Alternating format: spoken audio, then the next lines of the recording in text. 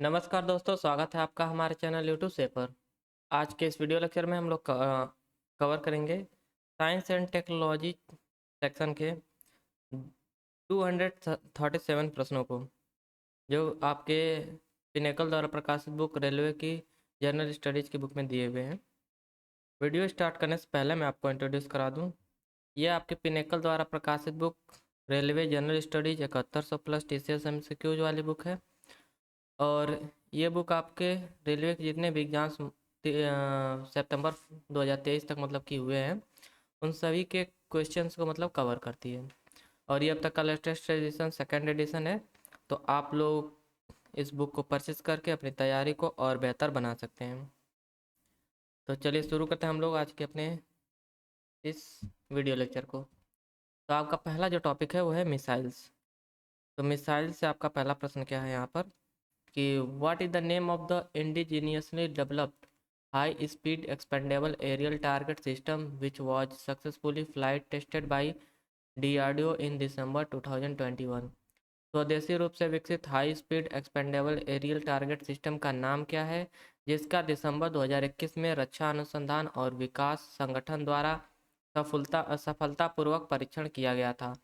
तो इस सिस्टम का नाम था अभ्यास सिस्टम। ऑप्शन ए आपका करेक्ट आंसर है।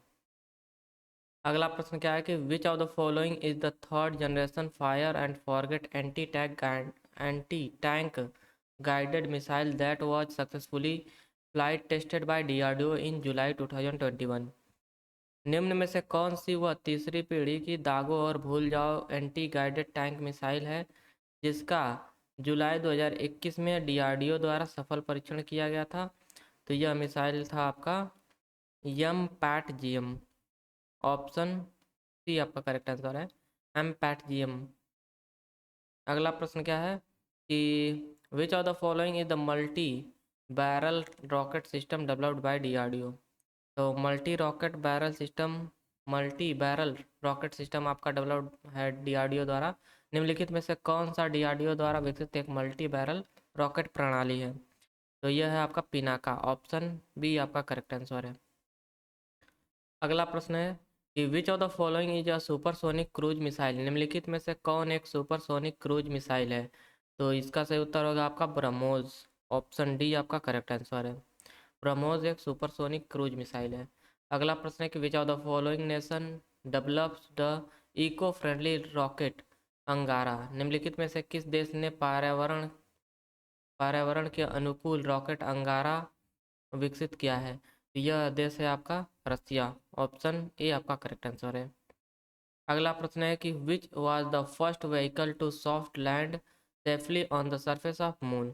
चंद्रमा की सतह पर सुरक्षित रूप से सॉफ्ट लैंड करने वाला पहला वाहन कौन सा था? तो यह वाहन था लूना 9। ऑप्शन ए आपका करेक्ट आंसर है। अगला प्रश्न क्या है कि what is the nick name given to ISRO most powerful rocket GSLV MK3। ISRO के सबसे शक्तिशाली रॉकेट जीएसएलवी MK3 को दिया गया उपनाम क्या है? तो इसका उपनाम है फैट बॉय। ऑप्शन ए आपका करेक्ट आंसर है। अगला प्रश्न है आपका कि निर्भय missile has a strike range of. निर्भय मिसाइल की मारक क्षमता क्या है? तो निर्भय मिसाइल की मारक क्षमता है 1000 किलोमीटर। ऑप्शन डी आपका करेक्ट आंसर है। अगला प्रश्न है कि which India's longest range ballistic missile. तो भारत की सबसे लंबी मारक क्षमता वाली बैलिस्टिक मिसाइल कौन सी है? तो यह है आपका अग्नि 5। ऑप्शन सी आपका करेक्ट आंसर होगा। इस प्रश्न का सही उत्तर है अग्नि 5। अगला प्रश्न है कि which of the following missiles developed by DRDO is an air to air missile. DRDO द्वारा विकसित निम्न में से कौन सी मिसाइल हवा से हवा में मार करने वाली मिसाइल है? तो यह मिसाइल है आपका अस्त्र। ऑप्शन सी आपका करेक्ट आंसर है। अगला प्रश्न है यहाँ से कि which supersonic cruise missile is named after the Indian river Brahmaputra and the Russian river Moskva. किस सुपरसोनिक क्रूज मिसाइल का नाम भारतीय नदी ब्रह्मपुत्र और रूस की मोकावा नदी के नाम पर रखा गया है? तो यह आपका मिसाइल का नाम है ब्रह्मोस। ऑप्शन डी आपका करेक्ट आंसर है। अगला प्रश्न है यहाँ से कि the first sounding rocket Nike Nike Apache was launched by India. पहला sounding rocket Nike Apache Bharat द्वारा डैश में लॉन्च किया गया था। तो यह रॉकेट लॉन्च किया गया था भारत द्वारा 1963 में। ऑप्शन सी आपका करेक्ट आंसर है। अगला प्रश्न है कि what are the characteristics of the Indian missile Prithvi second which was launched on October 2018। अक्टूबर 2018 में लॉन्च की गई भारतीय मिसाइल पृथ्वी सेकंड की विशेषताएं क्या है? तो इसमें आपका क्या दिया है? पहला ऑप्शन कि पहला दिया है कि it is beyond visual range air to air missile नहीं है, या इसका एक फीचर नहीं है, कैरेक्टरिस्टिक नहीं है। दूसरा क्या दिया option, it is a nuclear capable long range ballistic missile है, भी इसका कैरेक्टरिस्टिक नहीं है। सी ऑप्शन दिया है कि it is an anti tank guided missile, ये भी इसका एक कैरेक्टरिस्टिक नहीं है। ऑप्शन डी क्या दिया, it is a ballistic missile. Option D आपका करेक्ट आंसर है। यह एक कैरेक्टरिस्टिक है आपका पृथ्वी सेकंड का। अगला प्रश्न है आपका कि what is eyes row tuna. Eyes row tuna क्या है? तो आइज रो टूना एक अंडर वाटर ड्रोन है। ऑप्शन सी आपका करेक्ट आंसर है। अगला प्रश्न है आपका यहाँ से कि what is the range of the supersonic Akash missile. Supersonic Akash missile की सीमा क्या है? तो सुपरसोनिक आकाश की सीमा है आपका अराउंड लगभग 25 किलोमीटर। ऑप्शन ए आपका करेक्ट आंसर है। अगला प्रश्न है यहाँ से which one among the following is not a land based ballistic missile. निम्नलिखित में से कौन एक भूमि आधारित बैलिस्टिक मिसाइल नहीं है? तो भूमि आधारित बैलिस्टिक मिसाइल नहीं है, यह है आपका धनुष। ऑप्शन डी आपका करेक्ट आंसर है। अगला प्रश्न है यहाँ से कि the new version of Akash surface to air defence missile Akash IS is fitted with. सतह से हवा में मार करने वाली रक्षा मिसाइल आकाश IS का नया संस्करण निम्नलिखित से सुसज्जित है। तो यह आपका सुसज्जित है। ऑप्शन ए क्या दिया है कि यह एक न्यू इंडिजीनियसली डेवलप्ड प्रोपेलर से नहीं, न्यू इंडिजीनियसली डेवलप्ड एक्यूएटर से नहीं, न्यू इंडिजीनियसली डेवलप्ड सीकर से। आपका जो आकाश IS है यह फिटेड है, it is fitted with a new indigenously developed seeker. Option C आपका करेक्ट आंसर है। अगला प्रश्न है कि which of the following is India's first formally launched and first indigenously designed and constructed ballistic missile submarine. निम्नलिखित में से कौन भारत की प्रथम औपचारिक रूप से लॉन्च की गई और पहली स्वदेशी रूप से अब अभिकल्पित और निर्मित बैलिस्टिक मिसाइल पनडुब्बी है? तो यह है आपका INS अरिहंत। ऑप्शन बी आपका करेक्ट आंसर है। अगला प्रश्न है यहाँ से कि the dash missile is an Indian third generation fire and forget anti tank guided missile. Dash missile एक भारतीय तीसरी पीढ़ी की fire and forget anti guided tank missile है। तो यह है आपका नाग मिसाइल। ऑप्शन बी आपका करेक्ट आंसर है। अगला प्रश्न है, अगला आपका जो टॉपिक है वो है सैटेलाइट्स उपग्रह। उपग्रह से आपका पहला प्रश्न है कि on February 2022 ISRO successfully launched it's first earth observation satellite of 2022 EOS-04। It was launched by which rocket. 14 फरवरी 2022 को इसरो ने 2022 के अपने पहले पृथ्वी अवलोकन उपग्रह EOS-04 को सफलतापूर्वक लॉन्च किया। इसे किस रॉकेट द्वारा लॉन्च किया गया था? इसे लॉन्च किया गया था आपका PSLV C-52 द्वारा। ऑप्शन सी आपका करेक्ट आंसर है। अगला प्रश्न यहाँ से नाविक द नाविक is an independent regional navigation satellite system being developed by which country. तो नाविक किस देश द्वारा विकसित की गई एक स्वतंत्र क्षेत्रीय नेविगेशन उपग्रह प्रणाली है? तो यह आपका विकसित किया गया है भारत द्वारा। ऑप्शन सी आपका करेक्ट आंसर है। अगला प्रश्न यहाँ से from which of the following places was the polar satellites launch vehicle PSLV C-52 launched with EOS-04 satellite। निम्नलिखित में से किस स्थान से ध्रुवीय उपग्रह प्रक्षेपण यान PSLV C-52 को EOS 04 उपग्रह के साथ प्रक्षेपित किया गया था? तो इसे प्रक्षेपित किया गया था आपका श्रीहरिकोटा से। ऑप्शन सी आपका करेक्ट आंसर है। अगला प्रश्न है यहाँ से, in the year 2021 DRDO launched which satellite by PSLV C-51 to enhance India's surveillance in the Indian Ocean region IOR। वर्ष 2021 में DRDO ने हिंद महासागर क्षेत्र में भारत की निगरानी बढ़ाने के लिए PSLV C-51 द्वारा किस उपग्रह को लॉन्च किया था? तो इस उपग्रह का नाम था सिंधु नेत्र सैटेलाइट, सिंधु नेत्र उपग्रह। ऑप्शन बी आपका करेक्ट आंसर है। अगला प्रश्न है आपका यहाँ से कि which of the following is an earth observation satellite to be launched jointly by NASA and ISRO? निम्नलिखित में से कौन सा एक पृथ्वी अवलोकन उपग्रह है जिसे नासा और इसरो द्वारा संयुक्त रूप से प्रक्षेपित किया जाएगा? तो यह आपका उपग्रह है कल्प, जिसे मतलब कि USA और इसरो द्वारा लॉन्च किया जाएगा ना, तो यह आपका निसार। ऑप्शन डी आपका करेक्ट आंसर होगा।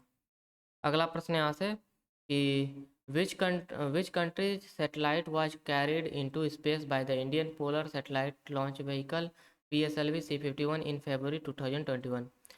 फरवरी 2021 में भारतीय ध्रुवीय उपग्रह प्रक्षेपण यान PSLV C-51 द्वारा किस देश के उपग्रह को अंतरिक्ष में ले जाया गया था? तो यह आपका उपग्रह था ब्राज़ील देश का। ऑप्शन बी आपका करेक्ट आंसर होगा। अगला प्रश्न है यहाँ से आपका, the first Indian communication satellite is dash? पहला भारतीय संचार उपग्रह कौन सा है? तो पहला भारतीय संचार उपग्रह है आपका एप्पल। ऑप्शन डी आपका करेक्ट आंसर है। अगला प्रश्न है कि which of the following is a satellite based augmentation system of India? निम्नलिखित में से कौन सा उपग्रह भारत की आवर्धन आवर्धन प्रणाली पर आधारित है? तो यह उपग्रह है आपका, यह उपग्रह है भारत का गगनयान और गगन उपग्रह भारत का आवर्धन प्रणाली पर आधारित है। ऑप्शन ए आपका करेक्ट आंसर है। अगला प्रश्न है कि which is India's first ever innovative advanced earth observation satellite launched in 2018? 2018 में लॉन्च किया गया भारत का पहला अभिनव उन्नत पृथ्वी अवलोकन उपग्रह कौन सा है? तो यह था हाइसिस। ऑप्शन सी आपका करेक्ट आंसर होगा। अगला प्रश्न यहाँ से कि when was INSAT 1B commissioned? INSAT 1B कब प्रक्षेपित किया गया था? तो यह प्रक्षेपित किया गया था आपका 1983 में। ऑप्शन बी आपका करेक्ट आंसर होगा। अगला प्रश्न है, where was the first experimental satellite telecommunication earth station set up in 1967 in India?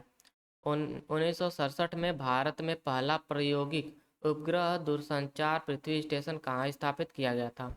तो यह स्थापित किया गया था आपका अहमदाबाद में। ऑप्शन अहमदाबाद में ना, कि अहमदानगर में? ऑप्शन डी आपका करेक्ट होगा, ऑप्शन बी नहीं। ऑप्शन डी आपका करेक्ट आंसर होगा, यह आपका अहमदाबाद में स्थापित किया गया था। अगला प्रश्न यहाँ से, name the first student satellite build by an Indian high school students team and launched by NASA?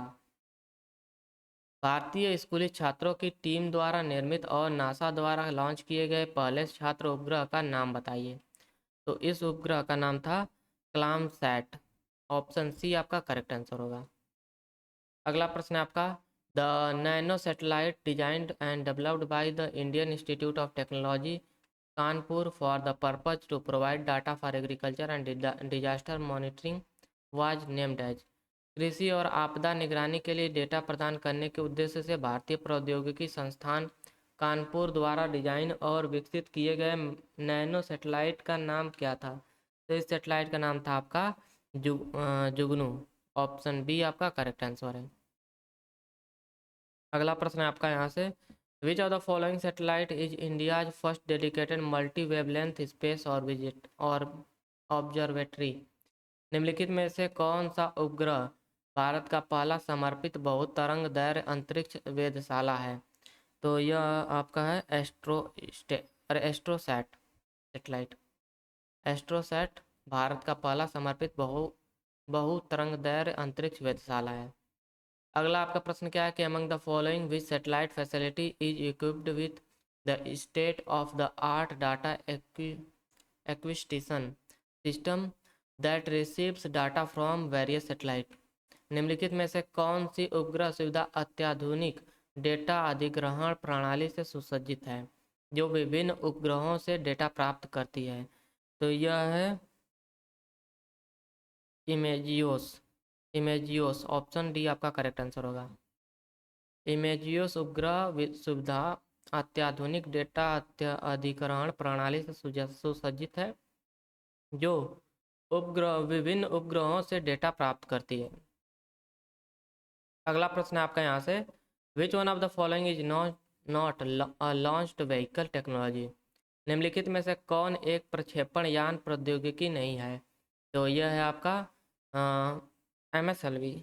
Option D आपका करेक्ट आंसर होगा, क्योंकि ASLV, PSLV और GSLV ये सभी मतलब कि ये सभी प्रक्षेपण यान प्रौद्योगिकी हैं। अगला प्रश्न है आपका कि what was the name of the first Indian satellite launched in orbit. कक्षा में प्रक्षेपित पहले भारतीय उपग्रह का नाम क्या था? तो इस उपग्रह का नाम था आर्यभट्ट। ऑप्शन सी आपका करेक्ट आंसर है। अगला प्रश्न है आपका यहाँ से कि which of the following satellite launched by the Indian space research organisation is a navigation satellite. भारतीय अंतरिक्ष अनुसंधान संगठन द्वारा प्रक्षेपित निम्नलिखित में से कौन सा उपग्रह एक नेविगेशन उपग्रह है? तो यह था आपका IRNSS-1I। ऑप्शन ए आपका करेक्ट आंसर है। यह एक इसरो द्वारा प्रक्षेपित नेविगेशन उपग्रह है। ऑप्शन ए आपका करेक्ट आंसर है। अगला प्रश्न है कि which of the following is not a navigation satellite system. निम्नलिखित में से कौन एक नेविगेशन उपकरण प्रणाली नहीं है? तो इसका सही उत्तर होगा आपका मियो, MEO। मियो एक नेविगेशन उपग्रह प्रणाली सिस्टम, अरे नेविगेशन उपग्रह प्रणाली नहीं है। अगला आपका प्रश्न क्या है कि name the centre in India which is used for launching satellite. Bharat में उस केंद्र का नाम बताइए जिसका उपयोग उपग्रहों को प्रक्षेपित करने के लिए किया जाता है। तो यह है आपका व्हीलर द्वीप। ऑप्शन सी आपका करेक्ट आंसर होगा, व्हीलर द्वीप या व्हीलर आइलैंड। यह आपका भारत का केंद्र है जहाँ से उपग्रहों को प्रक्षेपित किया जाता है। अगला आपका प्रश्न क्या है कि dash is an experimental satellite that was launched for the first time by Indian space research organisation in August 1979 from the Satish Dhawan centre. तो डैश एक प्रायोगिक उपग्रह है जिसे पहली बार भारतीय अंतरिक्ष अनुसंधान संगठन द्वारा अगस्त 1979 में सतीश धवन केंद्र से लॉन्च किया गया था। तो यह थी आपका रोहिणी से उपग्रह। ऑप्शन बी आपका करेक्ट आंसर है। अगला प्रश्न आपका कि name the Jio stationery communication satellite launched bye ISRO on board GSLV launched vehicle and specially designed for the Indian Air Force to enhance its communication capability। ISRO द्वारा GSLV लॉन्च किए गए वाहन पर लॉन्च किए गए भूस्थैतिक संचार उपग्रह का नाम बताइए और विशेष रूप से भारतीय वायुसेना के लिए अपनी संचार क्षमताओं को बढ़ाने के लिए डिजाइन किया गया था। तो ये था आपका GSAT-7A। ऑप्शन बी आपका करेक्ट आंसर है। GSAT-7A उपग्रह जो है आपका यह खास करके इंडियन एयरफोर्स के लिए डिजाइन किया गया था for enhancing their communication capability. अगला आपका प्रश्न क्या है कि which other two countries were at the top in the world to possess an anti satellite weapon system in 2010 when China become the third country. 2010 में जब चाइना तीसरा देश बना तो कौन से अन्य दो एंटी सैटेलाइट हथियार प्रणाली रखने के लिए दुनिया में शीर्ष पर थे? तो ये दो देश थे the USA and the Russia. Option D आपका करेक्ट आंसर है। अगला प्रश्न है यहाँ से कि what is the name of the world smallest space craft launched by India. Bharat द्वारा प्रक्षेपित दुनिया के सबसे छोटे अंतरिक्ष यान का नाम क्या है? तो इस अंतरिक्ष यान का नाम था स्प्राइट्स। ऑप्शन सी आपका करेक्ट आंसर है। भारत द्वारा प्रक्षेपित किया गया दुनिया का सबसे छोटे अंतरिक्ष यान का नाम है स्प्राइट्स। अगला प्रश्न है कि when was GSAT-6A launched and from where? GSAT-6A को कब और कहाँ से लॉन्च किया गया था?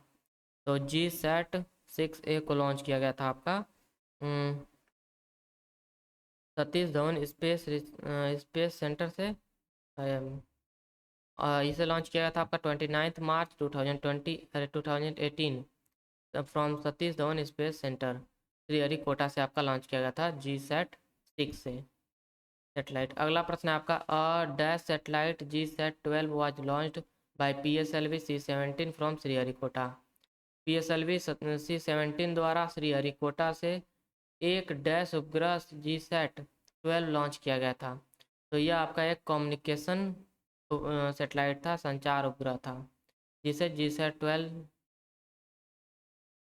जिसे लॉन्च किया गया था आपका PSLV C-17 द्वारा। अगला प्रश्न आपका यहाँ से कि व्हाट इज भुवन? भुवन क्या है? तो भुवन एक mini satellite launch by ISRO for promoting distance education in India. ये आपका इनकरेक्ट स्टेटमेंट है। दूसरा क्या है कि space telescope developed by India, नहीं। The name given to the moon impact probe for Chandrayaan 2, नहीं। यह भुवन एक geo portal of ISRO with 3D imaging capabilities. Bhuvan एक जियो पोर्टल ऑफ इसरो है विथ 3D इमेजिंग कैपेबिलिटीज। अगला आपका प्रश्न क्या है कि how many times does a GPS satellite circus the earth? GPS satellite कितनी बार पृथ्वी का चक्कर लगाता है? तो इसका सही उत्तर होगा कि वंस एवरी 12 घंटे में एक बार आपका GPS उपग्रह पृथ्वी का एक चक्कर लगाता है। ऑप्शन डी आपका करेक्ट आंसर है। अगला प्रश्न है कि in 2017 ISRO created a world record by launching dash satellites on a single rocket from the Sriharikota space port in Andhra Pradesh. 2017 में इसरो ने आंध्र प्रदेश के श्रीहरिकोटा स्पेस पोर्ट से एक ही रॉकेट पर 104 उपग्रहों को लॉन्च करके विश्व रिकॉर्ड बनाया था। ऑप्शन डी आपका करेक्ट आंसर है। अगला प्रश्न है आपका यहाँ से which of the following is dedicated as India's first education satellite? निम्नलिखित में से कौन भारत के पहले शैक्षिक उपग्रह के रूप में समर्पित है? तो यह उपग्रह है GSAT-3। ऑप्शन ए आपका करेक्ट आंसर है। GSAT-3 भारत के पहले शैक्षिक उपग्रह के रूप में समर्पित है। अगला प्रश्न है आपका यहाँ से what does Gagan a satellite based navigation system stand for? तो गगन का पूर्ण रूप क्या है? तो गगन का पूर्ण रूप है आपका GPS aided geo augmented navigation. Option C आपका करेक्ट आंसर है। GPS aided geo augmented navigation, option C correct answer है। अगला प्रश्न है आपका IRNSS-IG क्या है? तो यह आपका 7th नेविगेशन सैटेलाइट है। ऑप्शन बी आपका करेक्ट आंसर है। IRNSS-IG 7वां नेविगेशन उपग्रह है। ऑप्शन बी आपका करेक्ट आंसर है। अगला प्रश्न है कि which is the heaviest and most powerful communication satellite of India? Bharat का सबसे भारी और सबसे शक्तिशाली संचार उपग्रह कौन सा है? तो यह है GSAT-11। ऑप्शन बी आपका करेक्ट आंसर है। GSAT-11 भारत का सबसे भारी और सबसे शक्तिशाली संचार उपग्रह है। अगला प्रश्न है यहाँ से कि Kalpana one is a dash satellite. तो कल्पना वन एक मेट्रोलॉजिकल सेटेलाइट है, उपग्रह है, मौसम संबंधित उपग्रह है। ऑप्शन बी आपका करेक्ट आंसर है। अगला प्रश्न है कि ISRO communication satellite GSAT-29 carried a high resolution camera named as dash that is capable of tracking enemies ship in the Indian Ocean. तो इसका क्या नाम था? Geo eyes. ऑप्शन बी आपका करेक्ट आंसर है। भूनेत्र। इसरो के संचार उपग्रह GSAT-29 में जियो आइज भूनेत्र नाम का एक उच्च रिजोल्यूशन वाला कैमरा है जो हिंद महासागर में दुश्मनों के जहाज़ों को ट्रैक करने की के लिए सक्षम है।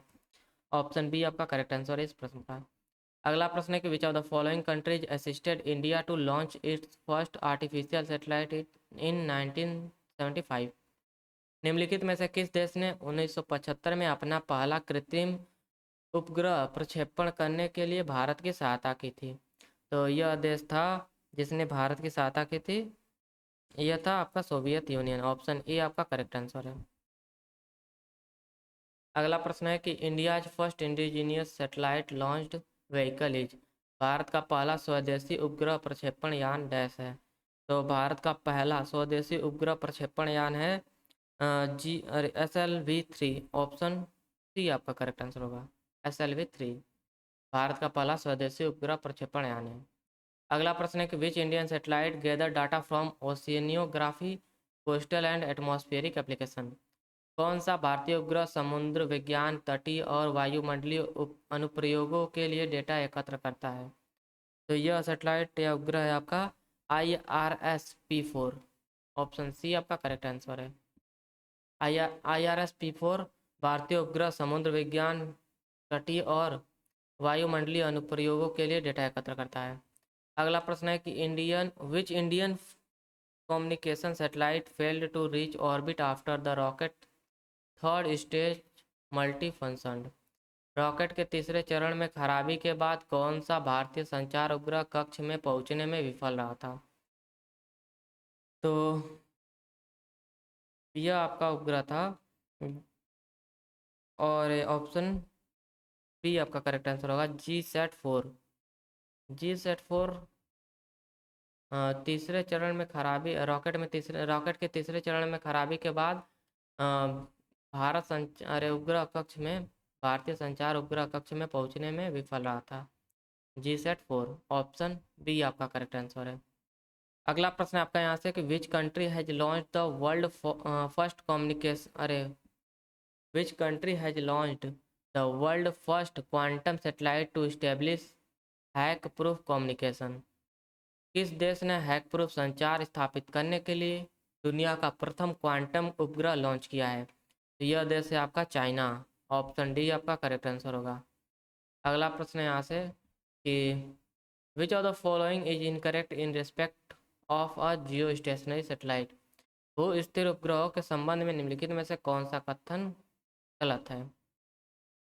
तो पहला कथन क्या है कि गलत कथन बताना है ना, कि many of this satellites orbits are also sun synchronised. ये तो भाई गलत है पहला ही। तो अर्थ सिंक्रोनाइज्ड होते हैं ना, पृथ्वी के समकालीन होते हैं। अगला आपका यहाँ से ऑप्शन दिया है कि orbits are used for IRS satellites. कक्षाओं IRS उपग्रह के लिए उपयोग किया जाता है, सही है। Altitude should be approximately 36,000 kilometre. ऊंचाई लगभग 36,000 किलोमीटर होनी चाहिए जियो स्टेशनरी सेटेलाइट के, भी आपका करेक्ट आंसर है। ऑप्शन डी दिया है कि rotates with speed and direction of earth. पृथ्वी की गति और दिशा के साथ घूर्णन करते हैं, ये भी आपका करेक्ट स्टेटमेंट है जियो स्टेशनरी सेटेलाइट के रिगार्डिंग। अगला प्रश्न है कि in which year had ISRO launched EDUSAT और GSAT-3 satellite exclusively dedicated to the educational sector. ISRO ने किस वर्ष विशेष रूप से शैक्षिक क्षेत्र के लिए समर्पित उपग्रह EDUSAT या GSAT-3 लॉन्च किया था? तो यह लॉन्च किया गया था आपका 2004 में। ऑप्शन बी आपका करेक्ट आंसर है। ऑप्शन बी आपका करेक्ट आंसर होगा। अगला प्रश्न यहाँ से name the satellite launched by NASA to precisely track earth shrinking polar ice cover. पृथ्वी के सिकुड़ते ध्रुवीय बर्फ के आवरण को सटीक रूप से ट्रैक करने के लिए नासा द्वारा लॉन्च किए गए उपग्रह का नाम बताइए। इस उपग्रह का नाम था आपका IceSat-2। ऑप्शन सी आपका करेक्ट आंसर होगा, IceSat-2। अगला प्रश्न है global positioning system GPS is a network of several satellites orbiting the earth at an approximate altitude of dash. Global positioning system कई उपग्रहों का एक नेटवर्क है जो लगभग डैश की ऊंचाई पर पृथ्वी की परिक्रमा करता है। तो यह लगभग 20,000 किलोमीटर की ऊंचाई पर पृथ्वी की परिक्रमा करता है। आपका ऑप्शन डी आपका करेक्ट आंसर होगा। अगला प्रश्न है कि x band synthetic aperture radar has been used in which satellite? X band synthetic aperture radar का उपयोग किस उपग्रह में किया गया था? तो इसका उपयोग किया गया था आपका रीसैट 2B में। ऑप्शन डी आपका करेक्ट आंसर है।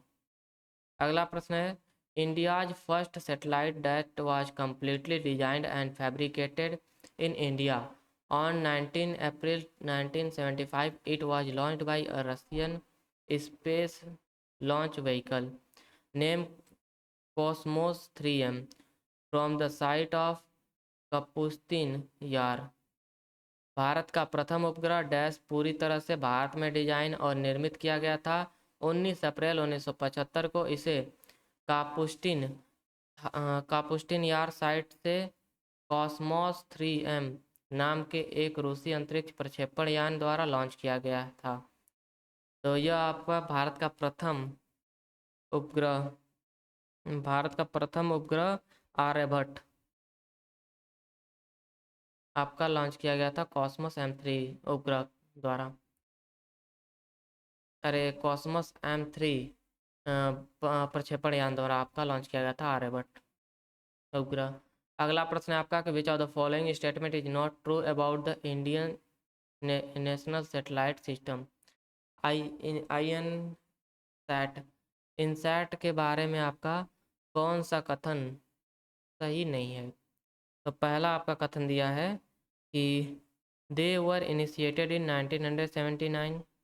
तो पहला आपका इनकरेक्ट स्टेटमेंट दे दिया है क्योंकि यह इनिशिएट हुआ था आपका 1983 में। तो ऑप्शन आपका पहला ही करेक्ट आंसर हो जाएगा इस प्रश्न का। अगला ऑप्शन क्या दिया कि they are designed for communication purpose. सही है। European launch vehicle have been used for INSAT series. INSAT श्रृंखला के लिए यूरोपीय प्रक्षेपण वाहनों का उपयोग किया गया था, अभी करेक्ट आंसर है। और ऑप्शन डी है कि इसमें इन्हें मौसम पुनरानुमान उद्देश्यों के लिए डिजाइन किया गया था, यह भी आपका करेक्ट स्टेटमेंट है। आपका करेक्ट आंसर होगा ऑप्शन ए। अगला प्रश्न है आपका which of the following satellite of India was renamed after doctor Kalpana Chawla in February 2003। फरवरी 2023 में भारत के निम्नलिखित में से किस उपग्रह का नाम बदलकर डॉक्टर कल्पना चावला के नाम पर रखा गया था? तो यह उपग्रह था आपका इस उपग्रह का नाम था मेटसैट 1। ऑप्शन डी आपका करेक्ट आंसर होगा, जिसका नाम डॉक्टर कल्पना चावला के नाम पर रखा गया था बदलकर। अगला प्रश्न है कि which of the following satellites of ISRO is an experimental satellite. ISRO का निम्नलिखित में से कौन सा उपग्रह प्रायोगिक उपग्रह है? तो यह है आपका यूथ सैट। ऑप्शन ए आपका करेक्ट आंसर होगा इस प्रश्न का। अगला प्रश्न है आपका यहाँ से which of the following is an earth observation satellite. निम्नलिखित में से कौन भू प्रक्षेपण उपग्रह है? तो भू प्रक्षेपण उपग्रह है आपका सरल। ए ऑप्शन करेक्ट आंसर होगा। अगला प्रश्न है कि dash was the first artificial satellite launched by the Soviet union in 1957। Dash Soviet संघ द्वारा 1975 में प्रक्षेपित किया गया प्रथम कृत्रिम उपग्रह है। तो यह था स्पुतनिक 1। ऑप्शन डी आपका करेक्ट आंसर होगा, इस प्रश्न का सही उत्तर है ऑप्शन डी। अगला प्रश्न है कि which of the following launched the RISAT radar imaging satellite. RISAT radar imaging satellite का प्रक्षेपण इनमें से किसके द्वारा किया गया था? तो इसका प्रक्षेपण किया गया था आपका PSLV C48 द्वारा। ऑप्शन डी आपका करेक्ट आंसर होगा। अगला प्रश्न यहाँ से कि Himawari 9 is a Japanese dash satellite. तो हिमावरी 9 एक जापानी डैश उपग्रह है। तो हिमावरी 9 आपका एक जापानी वेदर सैटेलाइट है। ऑप्शन डी आपका करेक्ट आंसर है, यह एक जापानी वेदर सैटेलाइट है। अगला प्रश्न है आपका the first fico satellite of India is. Bharat का पहला फीको नहीं भाई, what the first pico satellite of India is. Bharat का पहला पीको उपग्रह कौन सा है? तो भारत का पहला पीको उपग्रह है आपका स्टड सैट। ऑप्शन ए आपका करेक्ट आंसर होगा। अगला प्रश्न है यहाँ से कि Ravan 1 is the first research satellite of which country. Ravan one किस देश का पहला अनुसंधान उपग्रह है? तो यह आपका श्रीलंका देश का पहला अनुसंधान उपग्रह है। ऑप्शन ए आपका करेक्ट आंसर होगा। अगला प्रश्न है आपका EKS Cosmos 2510 is the first satellite having early warning system launched by dash. EKS Cosmos 2510 त्वरित चेतना प्रणाली युक्त पहला उपग्रह है जो डैश द्वारा प्रक्षेपित किया गया है। तो यह आपका प्रक्षेपित किया गया है रशिया द्वारा। ऑप्शन ए आपका करेक्ट आंसर है। अगला प्रश्न है astro H was an X ray astronomy satellite launched by dash. तो एस्ट्रो एच डैश द्वारा लॉन्च किया गया एक एक्सरे खगोल विज्ञान उपग्रह है। तो यह आपका लॉन्च किया गया है जापान द्वारा। ऑप्शन सी आपका करेक्ट आंसर है। अगला यहाँ से आपका टॉपिक स्टार्ट हो रहा है वो है मिशन उद्देश्य, जैसे जो मिशन भेजे गए हैं चंद्रयान 1 2, तो उससे आपका यहाँ पर रिलेटेड प्रश्न है। पहला प्रश्न है आपका कि what is the aim of the digital government mission launched by the ministry of electronic and information technology in 2022। जनवरी 2022 में इलेक्ट्रॉनिक्स एवं सूचना प्रौद्योगिकी मंत्रालय द्वारा शुरू किए गए डिजिटल गवर्नमेंट मिशन का उद्देश्य क्या है? तो इस मिशन का उद्देश्य आपका है कि to provide services proactively anticipated citizen needs before they approach the services. नागरिकों द्वारा मांग करने से पहले उनकी आवश्यकताओं का अग्र सक्रिय रूप से पूर्वानुमान करके सेवाएं प्रदान करना। ऑप्शन बी आपका करेक्ट आंसर है। अगला प्रश्न है कि from which state of India did ISRO successfully test fire the Vikas engine that would power India's first human carrying rocket Gaganyaan. Bharat के किस राज्य से इसरो ने विकास इंजन का सफलतापूर्वक परीक्षण किया जो भारत के पहले मानव वाहक रॉकेट गगनयान को शक्ति प्रदान करेगा? तो यह आपका विकास इंजन का सफलतापूर्वक परीक्षण किया गया था आपका यह राज्य है आपका तमिलनाडु राज्य। ऑप्शन बी आपका करेक्ट आंसर है। अगला प्रश्न है यहाँ से कि project dash developed by DBT national brain research centre Haryana is a unique brain initiative for managing brain disorder. Biotechnology विभाग DBT के राष्ट्रीय मस्तिष्क अनुसंधान केंद्र हरियाणा द्वारा विकसित निम्न में से कौन सी परियोजना मस्तिष्क विकारों के प्रबंधन के लिए अनूठी मस्तिष्क पहल है? तो इसका सही उत्तर है आपका स्वदेशी। ऑप्शन सी आपका करेक्ट आंसर होगा।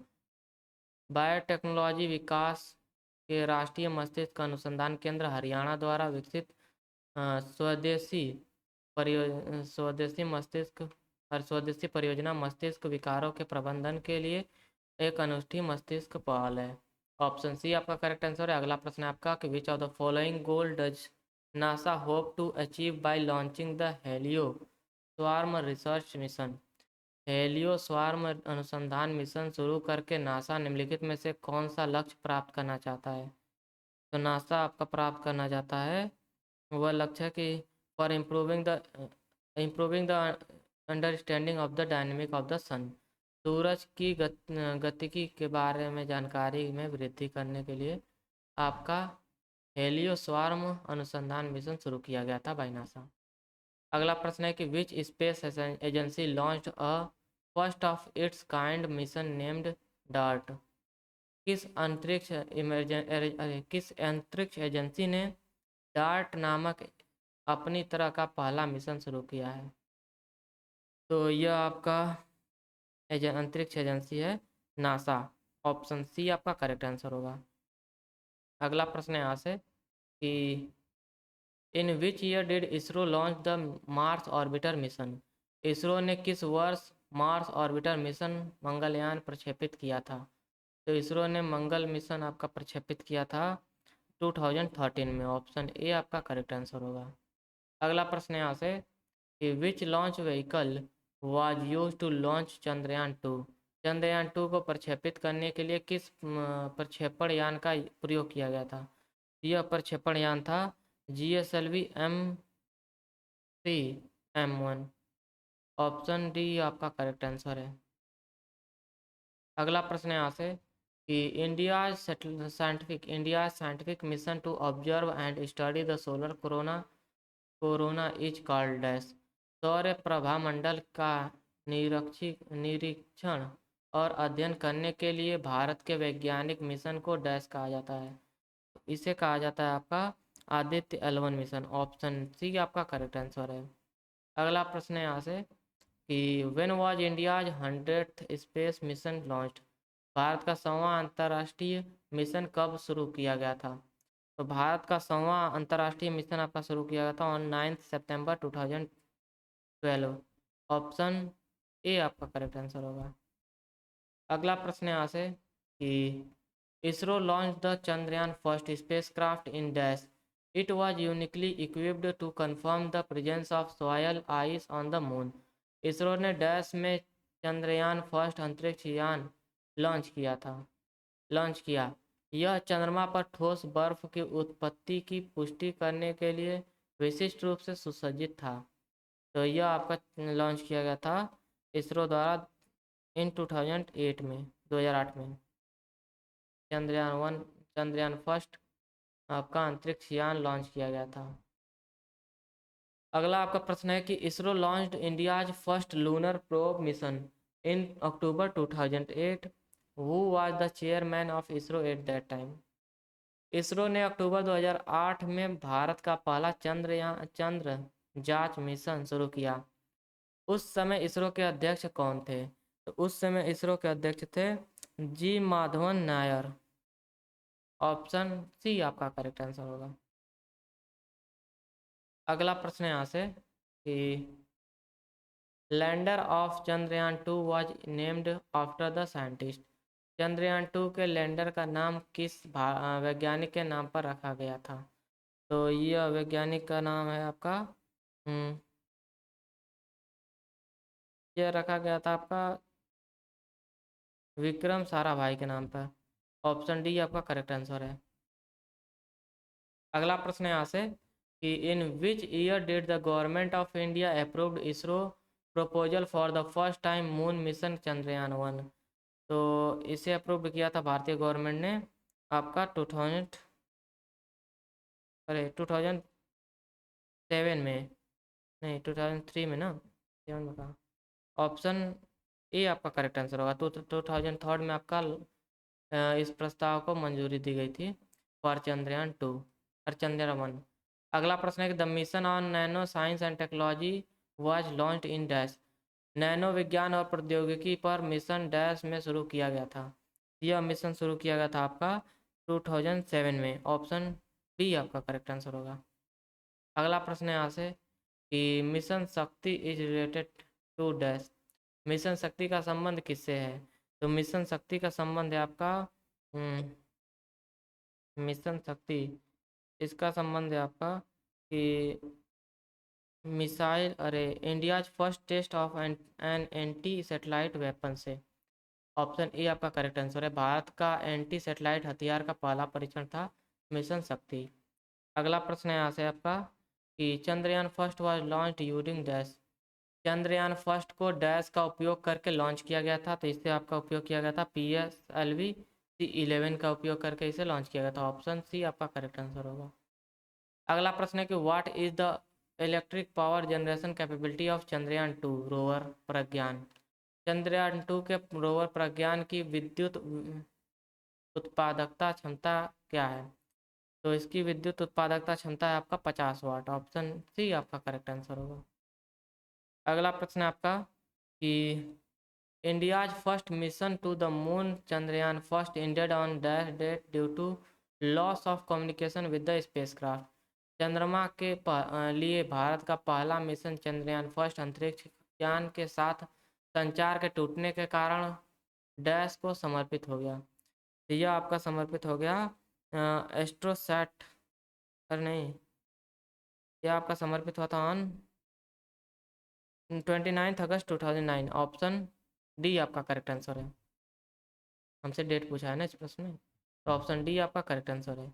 अगला प्रश्न क्या है कि what is the name of the first dedicated Indian astronomy mission that is aimed at studying celestial sources in X ray option and ultraviolet spectrum band simultaneously. पहले भारतीय खगोल विज्ञान मिशन का क्या नाम है जिसका उद्देश्य एक्सरे ऑर्बिटल और अल्ट्रावायलेट स्पेक्ट्रम बैंड में आकाशीय स्रोत का एक साथ अध्ययन करना। तो इसे आपका कहा जाता है एस्ट्रोसैट। ऑप्शन बी आपका करेक्ट आंसर होगा। अगला प्रश्न आपका यहाँ से कि name the space shuttle in which Kalpana Chawla and Indian American astronaut died in 2003। उस अंतरिक्ष यान का नाम बताइए जिसमें 2003 में भारतीय अमेरिकी अंतरिक्ष यात्री कल्पना चावला की मृत्यु हो गई थी। तो इस अंतरिक्ष यान का नाम था आपका कोलंबिया। ऑप्शन डी आपका करेक्ट आंसर है। अगला प्रश्न है यहाँ से कि which was India's first venture into interplanetary space dash जो ग्रही अंतरिक्ष में भारत का पहला उद्गम था। तो यह था आपका मॉम। ऑप्शन डी आपका करेक्ट आंसर होगा। मॉम जो अंतर्ग्रही अंतरिक्ष में भारत का पहला उद्गम था। अगला प्रश्न है आपका कि which of the following mission was announced by NASA for the study of the deep interior of the planet Mars. तो नासा द्वारा मंगल ग्रह के आंतरिक गहरे भाग के अध्ययन के लिए निम्नलिखित में से किस मिशन की घोषणा की गई है। तो यह घोषणा की गई आपकी, इस मिशन का नाम है इनसाइट मिशन। ऑप्शन ए आपका करेक्ट आंसर है। अगला प्रश्न है यहाँ से कि Which was the first Asian country in the world to enter Mars orbit in its first attempt? अपने पहले प्रयास में मंगल की कक्षा में प्रवेश करने वाला विश्व का पहला एशियाई देश कौन सा था। तो यह देश था इंडिया। ऑप्शन सी आपका करेक्ट आंसर होगा, भारत। अगला प्रश्न है आपका यहाँ से कि in December 2008 the government of India launch the inspire programme. The programme is related to the promotion of dash. दिसंबर 2008 में भारत सरकार ने इंस्पायर कार्यक्रम शुरू किया। कार्यक्रम के प्रचार से संबंधित है आपका, तो कार्यक्रम के प्रचार से संबंधित है साइंस एंड टेक्नोलॉजी, विज्ञान और प्रौद्योगिकी। ऑप्शन बी आपका करेक्ट आंसर होगा। अगला आपका प्रश्न है यहाँ से कि Chandrayaan first India's first spacecraft mission to the moon was successfully launched by dash. चंद्रमा पर भारत का पहला अंतरिक्ष यान मिशन चंद्रयान प्रथम डैश द्वारा सफलतापूर्वक लॉन्च किया गया था। तो यह आपका लॉन्च किया गया था सफलतापूर्वक PSLV C11 द्वारा। ऑप्शन बी आपका करेक्ट आंसर होगा। अगला प्रश्न है यहाँ से the first spacecraft to land on the moon was the. चंद्रमा पर उतरने वाला पहला अंतरिक्ष यान था। तो चंद्रमा पर उतरने वाला पहला अंतरिक्ष यान था आपका अपोलो 11। ऑप्शन सी आपका करेक्ट आंसर होगा। अगला प्रश्न यहाँ से which was the following countries has India jointly developed the Barak 8 missile. निम्नलिखित में से किस देश के साथ भारत ने संयुक्त रूप से बराक 8 मिसाइल विकसित की है। तो यह आपका विकसित किया है भारत ने इजराइल के साथ मिलकर। ऑप्शन डी आपका करेक्ट आंसर होगा, इजराइल। अगला प्रश्न है आपका यहाँ से कि in the context of Chandrayaan 2 who was the project director and a single point authority for getting the whole system configured, reviewed, implementation, assembled and guided to the landing। Chandrayaan 2 के संदर्भ में परियोजना निदेशक और संपूर्ण प्रणाली को कॉन्फ़िगर्ड, समीक्षा, कार्यान्वित, असेंबल और लैंडिंग के लिए निर्देशित करने वाला एकल बिंदु प्राधिकारी कौन था। तो ये थे एम वनीथा। ऑप्शन ए आपका करेक्ट आंसर होगा, एम वनीता। अगला प्रश्न है यहाँ से कि how many payload are carried by India's second lunar mission Chandrayaan 2। भारत के दूसरे चंद्र मिशन चंद्रयान 2 द्वारा कितने पेलोड किए गए थे? तो इस पे कुल 13 पेलोड किए गए थे। ऑप्शन सी आपका करेक्ट आंसर होगा। अगला प्रश्न है यहाँ से आपका कि Chandrayaan 2 was launched on Chandrayaan 2 was launched on 22 July 2019. Which of the following about it is true? Chandrayaan 2 22 जुलाई 2019 को प्रक्षेपित किया गया था। इसके संबंध में निम्नलिखित में से कौन सा विकल्प गलत है? यहाँ से आपका पहला ऑप्शन क्या दिया है कि it was the second lunar explorer mission developed by ISRO. यह इसरो द्वारा विकसित दूसरा चंद्र अन्वेषण मिशन था। और ऑप्शन बी दिया है कि मिशन का लक्ष्य चंद्रमा के उत्तरी ध्रुव पर खोज करना था। तो ये आपका ऑप्शन अरे गलत ऑप्शन दिया, ऑप्शन बी इनकरेक्ट ऑप्शन, क्योंकि उसका मिशन तो था चंद्रयान 2 का to explore the south pole of the moon. Option B आपका करेक्ट आंसर होगा।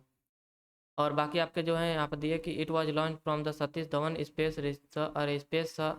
Space centre Sriharikota. इसे सतीश धवन अंतरिक्ष केंद्र श्रीहरिकोटा से प्रक्षेपित किया गया था। तो आपका करेक्ट ऑप्शन है।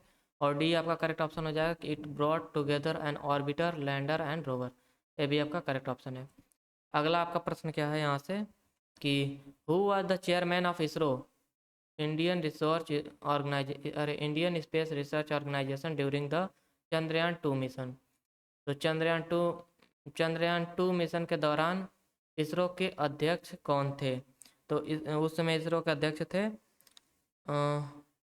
के सिवान जी। ऑप्शन डी आपका करेक्ट आंसर होगा। यहाँ पर आई थोड़ा कैपिटल में कर दिया यहाँ पर। अगला आपका प्रश्न क्या है कि Sriharikota from where Chandrayaan 2 was launch is located in which district. Sriharikota जहाँ से चंद्रयान 2 लॉन्च किया गया था किस जिले में स्थित है? तो यह आपका डिस्ट्रिक्ट यह आपका स्थित है नेल्लोर जिले में, आंध्र प्रदेश में। ऑप्शन डी आपका करेक्ट आंसर है।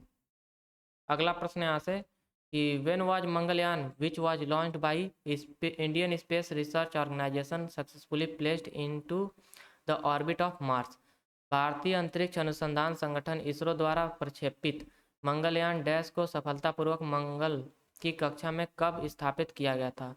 तो इसे आपका स्थापित किया गया था मंगल की कक्षा में ऑन 24 सितंबर 2014। ऑप्शन सी आपका करेक्ट आंसर होगा यहाँ से। अगला प्रश्न है कि what was the name of the space shuttle that landed man on the moon. उस अंतरिक्ष यान का नाम क्या है जिससे मनुष्य ने चंद्रमा पर कदम रखे थे? तो उस शटल का नाम था आपका अपोलो। ऑप्शन बी आपका करेक्ट आंसर होगा। पूरा नाम अपोलो 11 था उसका। अगला आपका जो यहाँ से टॉपिक स्टार्ट हो रहा है वो है परमाणु ऊर्जा।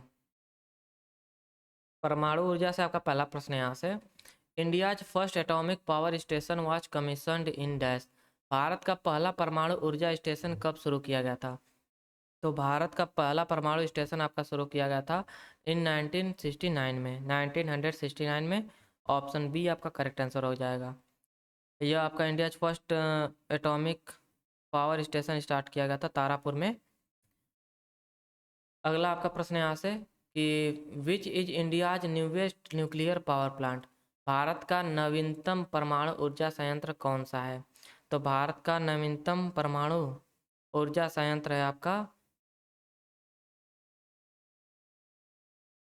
पहला ऑप्शन है आपका कुदमकुलम, दूसरा आपका आएगा, तीसरा आपका कलपक्कम, तो चौथा आपका तारापुर।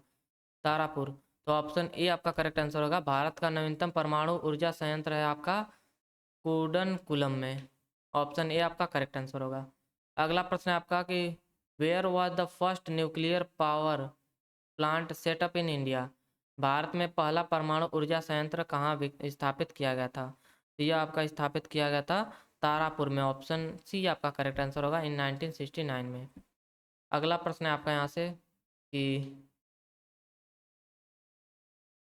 इस प्रश्न में आपसे पूछा कि in which year was India's first nuclear reactor formally inaugurated by prime minister Jawaharlal Nehru. प्रधानमंत्री जवाहरलाल नेहरू द्वारा औपचारिक रूप से भारत के पहले परमाणु रिएक्टर का उद्घाटन किस वर्ष किया गया था? तो इसका उद्घाटन किया गया था आपका 1957 में। ऑप्शन बी आपका करेक्ट आंसर होगा। अगला प्रश्न है कि who founded India's 3 stage nuclear power programme. Bharat के त्रिस्तरीय परमाणु ऊर्जा कार्यक्रम की स्थापना किसने की थी? तो इसका सही उत्तर होगा डॉक्टर होमी जहांगीर भाभा ने। ऑप्शन बी आपका करेक्ट आंसर है। डॉक्टर होमी जहांगीर भाभा ने त्रिस्तरीय परमाणु ऊर्जा कार्यक्रम की स्थापना की थी। अगला प्रश्न है आपका कि eight which place in Haryana is the government of India developing a nuclear power plant.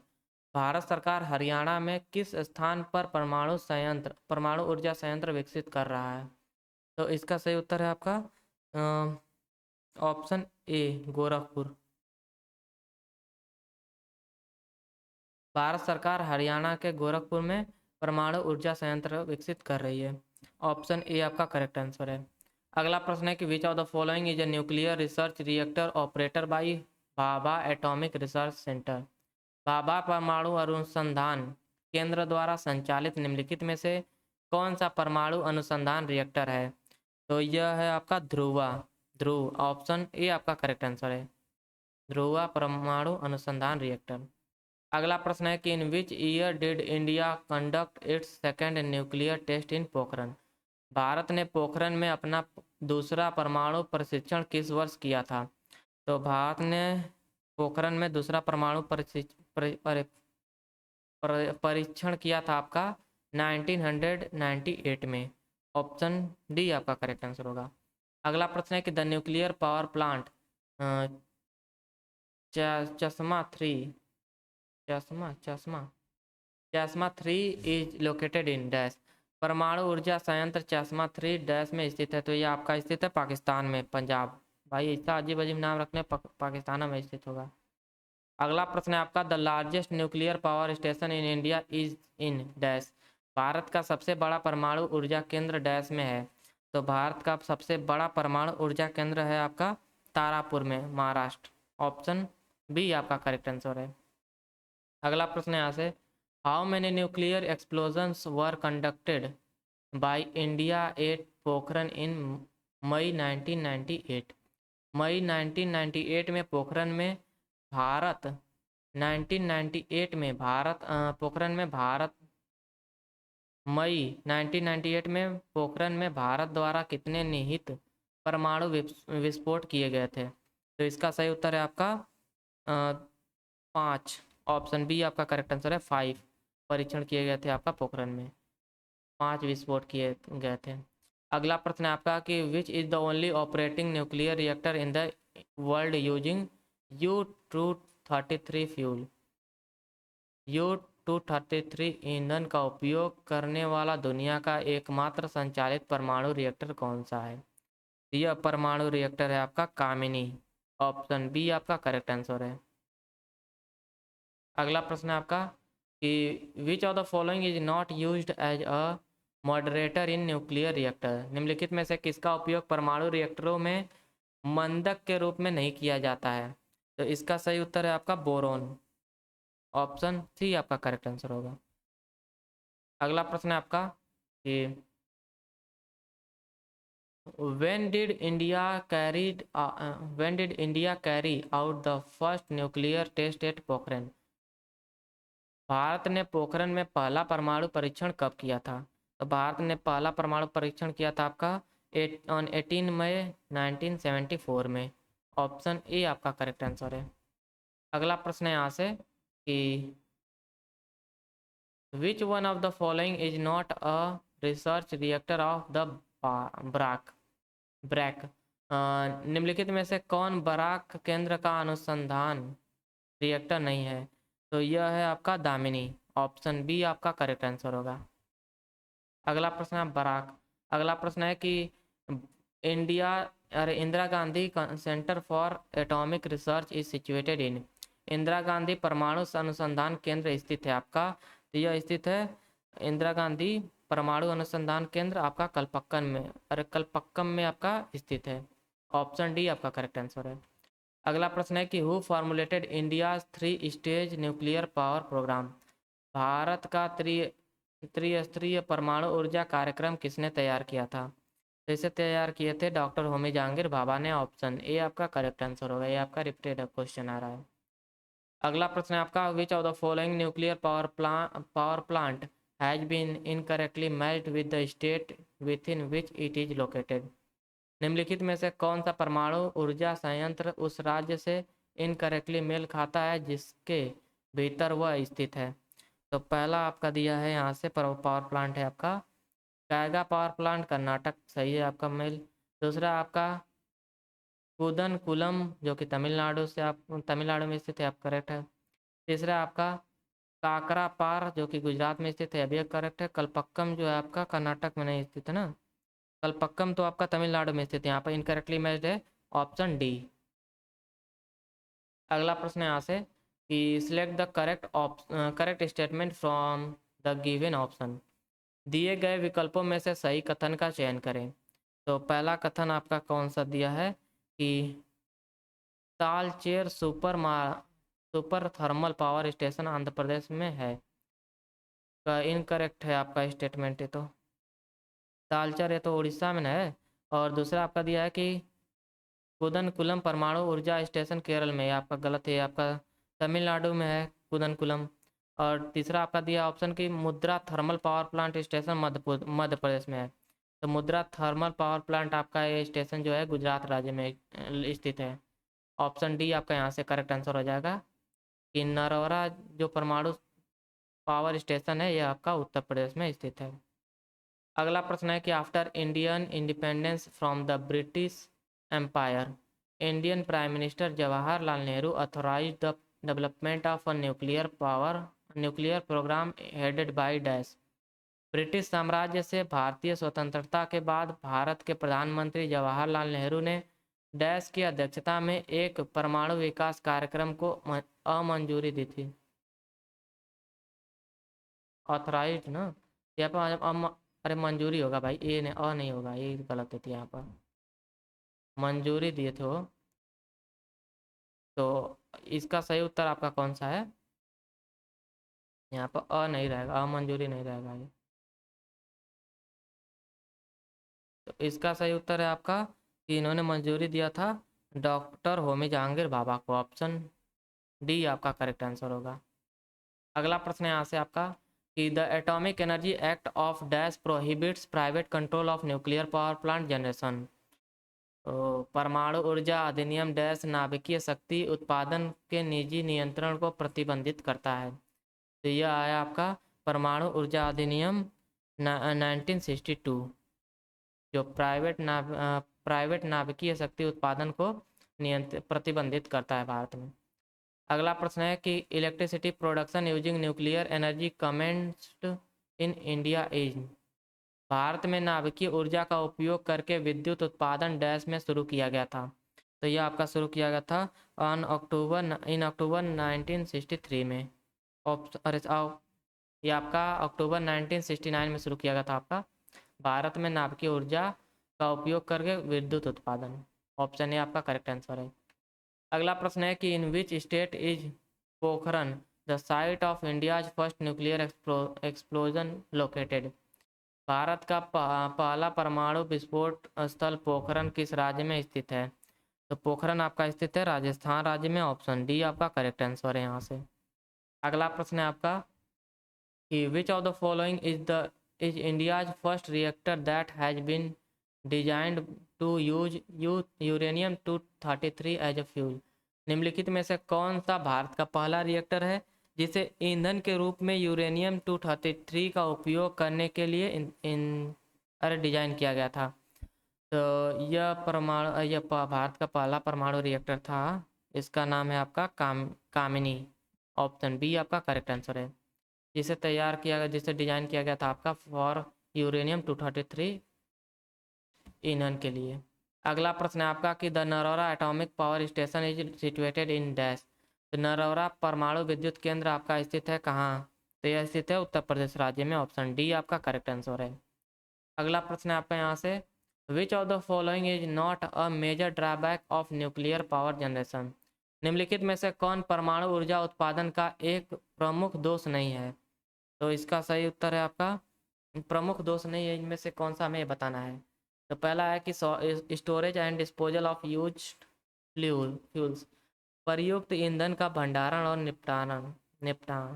निपाटन।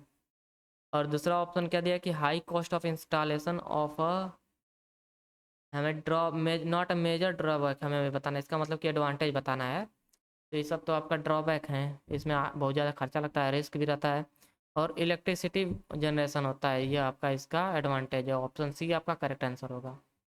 अगला प्रश्न है कि which treaty was imposed by the 5 nuclear weapon powers and 5 permanent member of the UN security council on the rest of the world in 1968।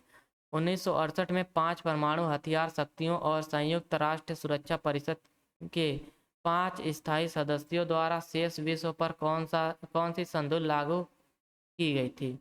तो यह संधि थी the non proliferation non proliferation treaty, परमाणु अप्रसार संधि। जैसे कि कोई एक देश जिसके पास परमाणु वेपन बनाने की टेक्निक है वो दूसरे देश को साझा नहीं करेगा, कोई था यह ट्रीटी। ऑप्शन डी आपका करेक्ट आंसर है। अगला प्रश्न है आपका यहाँ से कि name India's oldest nuclear reactor which was recommissioned in 2018। Bharat के सबसे पुराने परमाणु रिएक्टर का नाम बताइए जिसे 2018 में फिर से शुरू किया गया था। तो यह परमाणु रिएक्टर था आपका अप्सरा। ऑप्शन सी और ऑप्शन डी आपका करेक्ट आंसर है। भारत का सबसे पुराना परमाणु रिएक्टर है अप्सरा, जिसे 2018 में फिर से शुरू किया गया था। अगला प्रश्न है कि which office of the government of India is the governing department of nuclear energy. Bharat सरकार का कौन सा कार्यालय परमाणु ऊर्जा का शाही विभाग है। तो यह आपका है office of the prime minister. Option D आपका करेक्ट आंसर होगा। प्रधानमंत्री का कार्यालय जो है परमाणु ऊर्जा का शाही विभाग है। अगला प्रश्न है कि the first nuclear research reactor in India was built with assistant from dash. Bharat में पहला परमाणु अनुसंधान रिएक्टर किसकी सहायता से बनाया गया था। तो यह बनाया गया था यूनाइटेड किंगडम की सहायता से, यूके की सहायता से। ऑप्शन बी आपका करेक्ट आंसर होगा। अगला प्रश्न है यहाँ से, the prototype fast breeder reactor of India is situated eight dash. Bharat का प्रोटोटाइप फास्ट ब्रीडर रिएक्टर स्थित है। तो फास्ट ब्रीडर रिएक्टर आपका स्थित है कलपक्कम में। ऑप्शन ए आपका करेक्ट आंसर है। अगला प्रश्न है यहाँ से कि the nuclear fuel complex is situated eight dash. Nuclear fuel complex dash में स्थित है। तो यह आपका स्थित है हैदराबाद में। ऑप्शन ए आपका करेक्ट आंसर है। अगला प्रश्न है यहाँ से, the Rajasthan atomic power station was constructed with the assistant of dash. Rajasthan परमाणु विद्युत केंद्र का निर्माण डैश की सहायता से किया गया था। तो यह आपका किया गया था कनाडा की सहायता से। ऑप्शन बी आपका करेक्ट आंसर होगा। अगला प्रश्न यहाँ से, when did the Chernobyl nuclear disaster take place. Chernobyl परमाणु दुर्घटना कब हुई थी। तो चेर्नोबिल परमाणु दुर्घटना आपका हुआ था इन 1986 में। ऑप्शन सी आपका करेक्ट आंसर है। अगला प्रश्न है कि which of the following is not an example of a biomass energy sources. निम्नलिखित में से कौन सा जैव भार बायोमास ऊर्जा का एक स्रोत नहीं है। तो इसका सही उत्तर है आपका ऑप्शन सी एटॉमिक एनर्जी। बाकी इथेनॉल, वुड्स, काउडंग, ये सभी आपके बायोमास ऊर्जा के उदाहरण या स्रोत हैं। अगला आपका जो टॉपिक है वो है रिसर्च सेंटर, अनुसंधान केंद्र। पहला प्रश्न है कि which of the following scheme aims to establish a lab focusing on the development of sustainable technologies for a rural area. निम्नलिखित में से किस योजना का उद्देश्य ग्रामीण क्षेत्र के लिए संधारणीय प्रौद्योगिकियों के विकास पर केंद्रित एक प्रयोगशाला स्थापित करना है। तो यह आपका स्कीम था इस स्कीम का नाम था cross cutting and futuristic initiative. Option D आपका करेक्ट आंसर है। अगला प्रश्न है आपका, who has launch the first Indian virtual science lab for children under the CSIR जिज्ञासा प्रोग्राम। CSIR जिज्ञासा कार्यक्रम के तहत बच्चों के लिए पहली भारतीय वर्चुअल साइंस लैब किसने लॉन्च की है? तो यह लॉन्च किया गया आपका डॉक्टर जितेंद्र सिंह द्वारा। ऑप्शन डी आपका करेक्ट आंसर होगा। अगला प्रश्न है यहाँ से, in February 2022 where was India's first bio safety level 3 mobile laboratory inaugurated. फरवरी 2022 में भारत की पहली जैव सुरक्षा स्तर 3 मोबाइल प्रयोगशाला का उद्घाटन कहाँ किया गया था? तो इसका उद्घाटन किया गया है आपका महाराष्ट्र राज्य में। ऑप्शन बी आपका करेक्ट आंसर होगा। अगला प्रश्न है यहाँ से कि which of the following option explain the objective of the national informative centre NIC। तो पहला आपका कथन दिया है कि ऑप्शन ए दिया है कि सरकार का प्रौद्योगिकी भागीदारी technology partners of the Indian, सही है, ऑब्जेक्टिव है आपका NIC का। और दूसरा है कि develop E content and learning material for the school education, ये आपका इससे रिलेटेड नहीं है, NIC से, ऑब्जेक्टिव नहीं है NIC का। और सी आपका ऑप्शन दिया है, ऑब्जेक्टिव दिया है कि explore and advice on the use of emerging technology, यह ऑब्जेक्टिव है आपका, ऑब्जेक्टिव है NIC का। और दूसरा डी दिया है कि provides data network packages to the government and private institute, ये भी है, इसका ऑब्जेक्टिव नहीं है। यहाँ पर बस दो ही ऑब्जेक्टिव हैं, ऑप्शन ए और थर्ड, कि भारत सरकार सरकार का प्रौद्योगिकी भागीदारी, ये ऑब्जेक्टिव है आपका NIC का। और दूसरा आपका यह उभरती प्रौद्योगिकियों का अन्वेषण करता है और उनके उपयोग से संबंधित सलाह देता है। यहाँ से आपका ऑप्शन बी करेक्ट आंसर हो जाएगा, only A and C are correct. और या फिर इसे कहा जाए कि only A and C are the objective of NIC national informative centres. अगला प्रश्न है कि the earlier name of Bhabha atomic research centre was. Bhabha परमाणु अनुसंधान केंद्र का पुराना नाम क्या था? तो भाभा परमाणु अनुसंधान केंद्र का पुराना नाम था atomic energy establishment Trombay. Option B आपका करेक्ट आंसर है। भाभा परमाणु अनुसंधान केंद्र का पुराना नाम था एटॉमिक एनर्जी इस्टेब्लिशमेंट ट्रॉम्बे। अगला आपका प्रश्न है कि ISRO has establish the dash at Bharati station Antarctica for receiving IRS data. ISRO ने IRS डेटा प्राप्त करने के लिए भारतीय स्टेशन अंटार्कटिका में डैश की स्थापना की है। तो भारतीय स्टेशन अरे अंटार्कटिका में आपका स्थापना किया गया है एजियोस का। ऑप्शन सी आपका करेक्ट आंसर है। एजियोस का स्थापना किया गया है इसरो द्वारा for receiving the IRS data. अगला आपका प्रश्न है कि Vikram Sarabhai space centre is located at dash.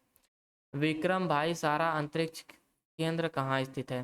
Vikram Sarabhai अंतरिक्ष केंद्र आपका स्थित है तिरुवनंतपुरम में। ऑप्शन बी आपका करेक्ट आंसर है। तिरुवनंतपुरम में आपका Vikram Sarabhai space centre located है। अगला प्रश्न है कि at how much distance above earth surface is the international space station located. अंतर्राष्ट्रीय अंतरिक्ष स्टेशन पृथ्वी की सतह से कितनी दूरी पर स्थित है? यह आपका स्थित है पृथ्वी की सतह से 400 किलोमीटर की ऊंचाई पर आपका स्थित है इंटरनेशनल स्पेस स्टेशन। अगला प्रश्न है कि which of the following is not connected with India's space programme. निम्नलिखित में से कौन भारत के अंतरिक्ष कार्यक्रमों में से संबंधित नहीं है?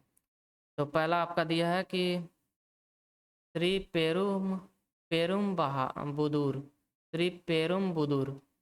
ये आपका स्पेस भारत के अंतरिक्ष कार्यक्रमों से संबंधित नहीं है। बाकी आपके थुम्बा, अब्दुल कलाम द्वीप और श्री हरिकोटा द्वीप, ये सभी और श्री हरिकोटा, ये सभी आपके भारतीय अंतरिक्ष कार्यक्रमों से संबंधित हैं। अगला आपका जो प्रश्न है कि where is one of the lead centre of the Indian space research organisation Satish Dhawan space centre located. तो भारतीय अंतरिक्ष अनुसंधान संगठन के प्रमुख केंद्रों में से एक सतीश धवन अंतरिक्ष केंद्र कहाँ स्थित है?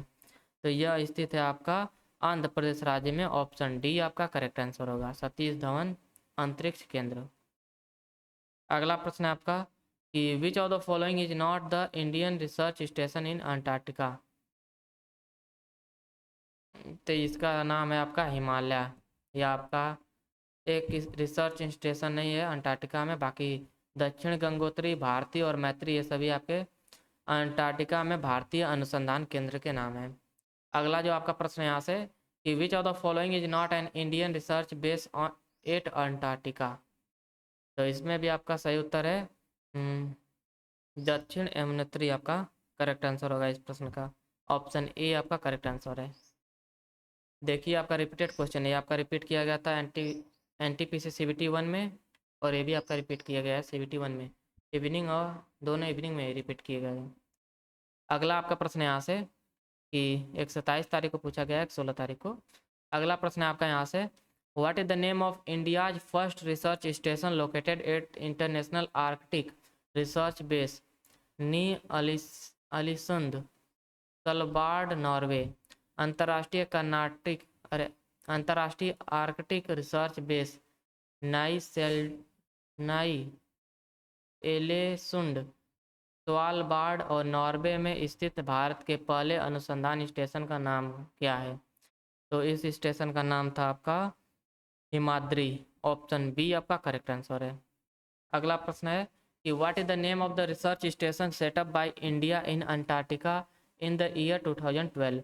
अंटार्कटिका में वर्ष 2012 में भारत द्वारा स्थापित अनुसंधान केंद्र का क्या नाम था? तो इस अनुसंधान केंद्र का नाम था जो 2012 में स्थापित किया गया था आपका भारती। ऑप्शन बी आपका करेक्ट आंसर है। अगला प्रश्न है कि what is the main function of IAEA। IAEA का मुख्य कार्य क्या है? तो इसका IAEA का मुख्य कार्य है आपका कि it seeks to promote the peaceful use of nuclear energy throughout the world.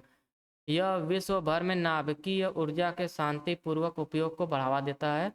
IAEA। Option D आपका करेक्ट आंसर होगा। IAEA का फुल फॉर्म है आपका इंटरनेशनल एटॉमिक एनर्जी एजेंसी। अगला आपका प्रश्न है which of the following was Asia's first nuclear reactor. Asia का पहला नाभिकीय रिएक्टर इनमें से कौन सा था? तो एशिया का पहला नाभिकीय रिएक्टर था अप्सरा। ऑप्शन बी आपका करेक्ट आंसर होगा। अगला प्रश्न है आपका यहाँ से, अगला जो टॉपिक है वो है ऑर्गेनाइजेशन, संगठन। तो इससे आपका पहला प्रश्न क्या है कि India's first indigenous COVID-19 vaccine Covaxin is developed bye BBIL in collaboration with the Indian Council of Medical Research ICMR, National Institute of Virology NIV। The BBIL is stand for। भाई BBIL का full form पूछा है इसमें, तो BBIL का full form है आपका Bharat biotech international limited. Option C आपका करेक्ट आंसर है। अगला प्रश्न है the centre of excellence in artificial intelligence is an initiative by which organisation. Artificial intelligence के लिए उत्कृष्टता केंद्र किस संगठन की एक पहल थी? तो यह आपका पहल था नेशनल इंफॉर्मेटिक्स सेंटर का, NIC का यह एक पहल था। ऑप्शन सी आपका करेक्ट आंसर होगा। राष्ट्रीय सूचना विज्ञान केंद्र का आर्टिफिशियल इंटेलिजेंस के लिए उत्कृष्टता केंद्र, यह इसका एक पहल था NIC का। अगला प्रश्न है कि Thumba was chosen as the ideal site for rocket launch due to the presence of dash. Thumba को डैश की उपस्थिति के कारण रॉकेट प्रक्षेपण के लिए आदर्श पक्ष के रूप में चुना गया था। तो थुम्बा को आपका चुना गया था फॉर द इक्वेटोरियल इलेक्ट्रोजेट, भूमध्य रेखीय इलेक्ट्रोजेट के उपस्थिति के कारण इसे आपका चुना गया था फॉर रॉकेट प्रक्षेपण के लिए चुना गया था थुम्बा को। अगला प्रश्न है आपका Antrix corporation limited Bengaluru is a dash. तो एंट्रिक्स कॉरपोरेशन लिमिटेड बेंगलुरु एक डैश है।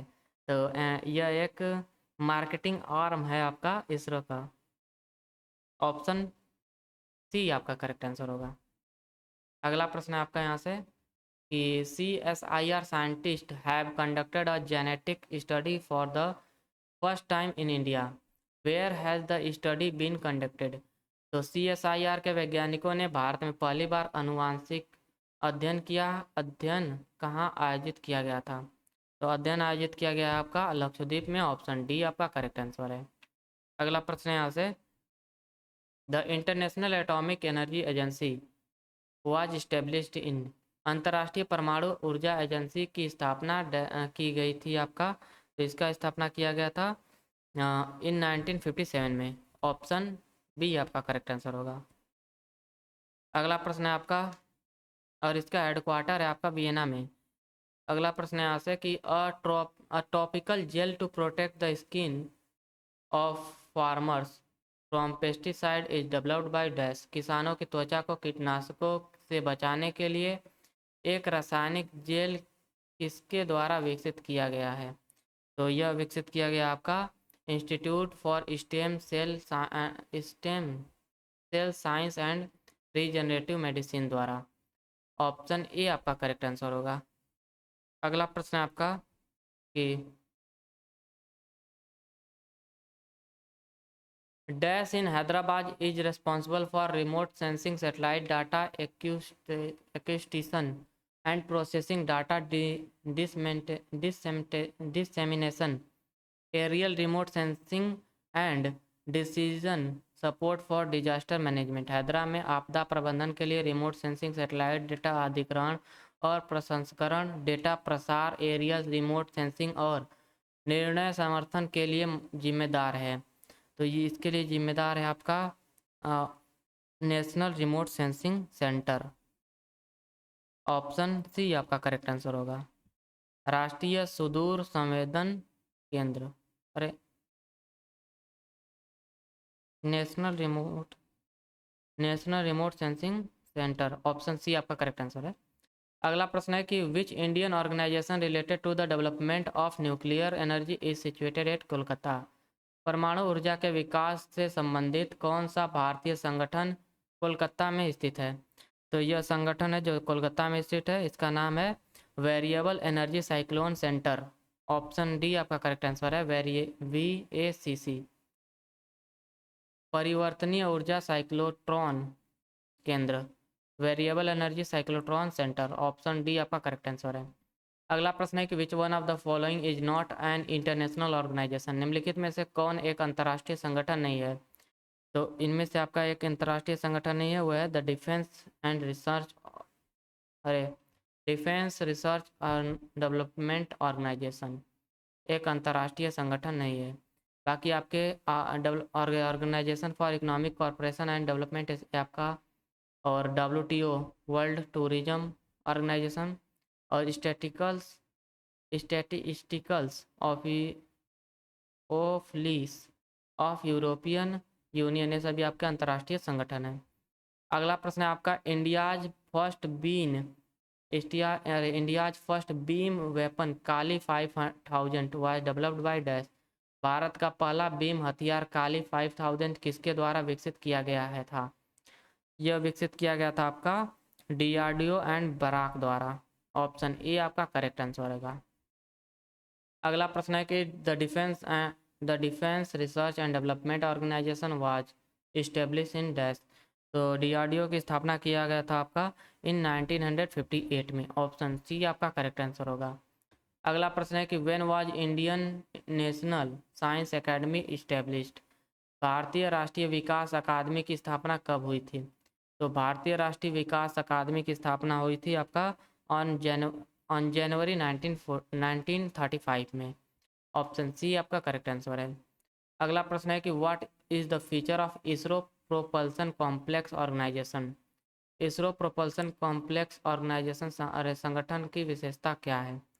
तो इसकी विशेषता में आपका पहला क्या दिया है कि it is use to launch sounding rocket, नहीं, it deals with the practical use of space technology such as geodesy, satellite based telecommunication etcetera.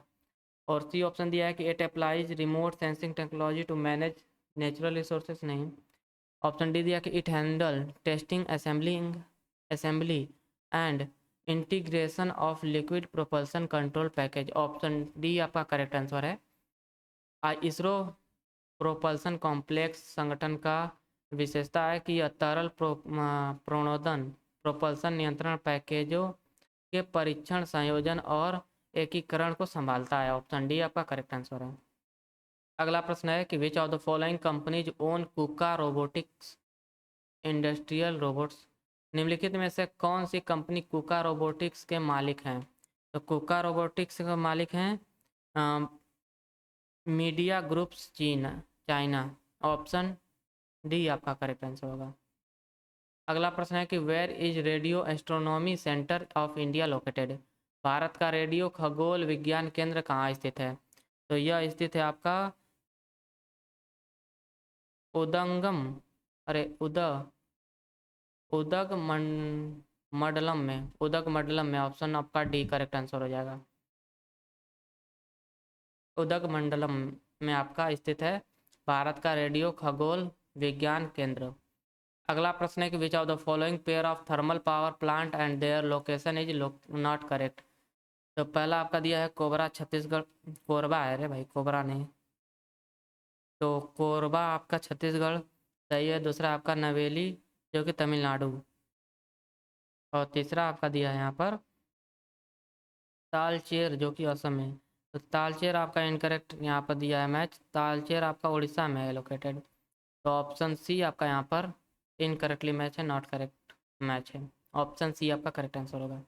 अगला प्रश्न है कि which Indian organisation has the motto strength origin is in science.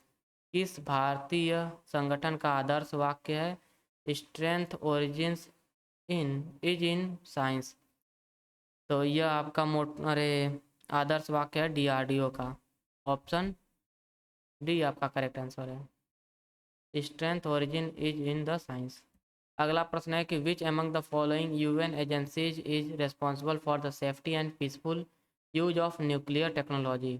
निम्नलिखित संयुक्त राष्ट्र एजेंसियों में से कौन परमाणु प्रौद्योगिकी की सुरक्षा और शांतिपूर्ण उपयोग के लिए जिम्मेदार है? तो यह एजेंसी आपका जो जिम्मेदार है international atomic energy agency. Option C आपका करेक्ट आंसर होगा। संयुक्त राष्ट्र एजेंसियों में से यह आपका जो इंटरनेशनल एटॉमिक एनर्जी एजेंसी है, यह प्रौद्योगिकी की सुरक्षा और शांतिपूर्ण उपयोग के लिए जिम्मेदार है। अगला प्रश्न है कि where is the Tata institute of fundamentals research situated. Tata institute of fundamentals research कहाँ स्थित है? तो यह स्थित है आपका मुंबई में। ऑप्शन ए आपका करेक्ट आंसर होगा। अगला प्रश्न है यहाँ से कि the physical research laboratory PRL which is a national research institute for space and allied science is situated eight. तो PRL आपका कहाँ स्थित है? तो PRL आपका स्थित है अहमदाबाद में। ऑप्शन सी आपका करेक्ट आंसर होगा। अगला प्रश्न यहाँ से कि where is the space application centre situated. अंतरिक्ष प्रक्षेपण केंद्र कहाँ स्थित है? तो अंतरिक्ष प्रक्षेपण केंद्र आपका स्थित है अहमदाबाद में। ऑप्शन ए आपका करेक्ट आंसर होगा। अगला प्रश्न है कि the centre for space science and technology education in Asia Pacific is at dash. Asia प्रशांत में अंतरिक्ष विज्ञान और प्रौद्योगिकी शिक्षा केंद्र यहाँ है। तो यह आपका है देहरादून में। ऑप्शन बी आपका करेक्ट आंसर होगा। अगला प्रश्न है यहाँ से कि who is the founder director of ISRO human space flight centre. ISRO के मानव अंतरिक्ष उड़ान केंद्र के संस्थापक निदेशक कौन है? तो संस्थापक निदेशक हैं इसके doctor S Unni Krishnan Nair. Option A आपका करेक्ट आंसर है। Doctor S Unni Krishnan Nair founder director of ISRO human space flight centre के फाउंडर हैं। अगला आपका प्रश्न है यहाँ से कि in 2008 Indian space research organisation ISRO began its collaboration with dash to develop the GPS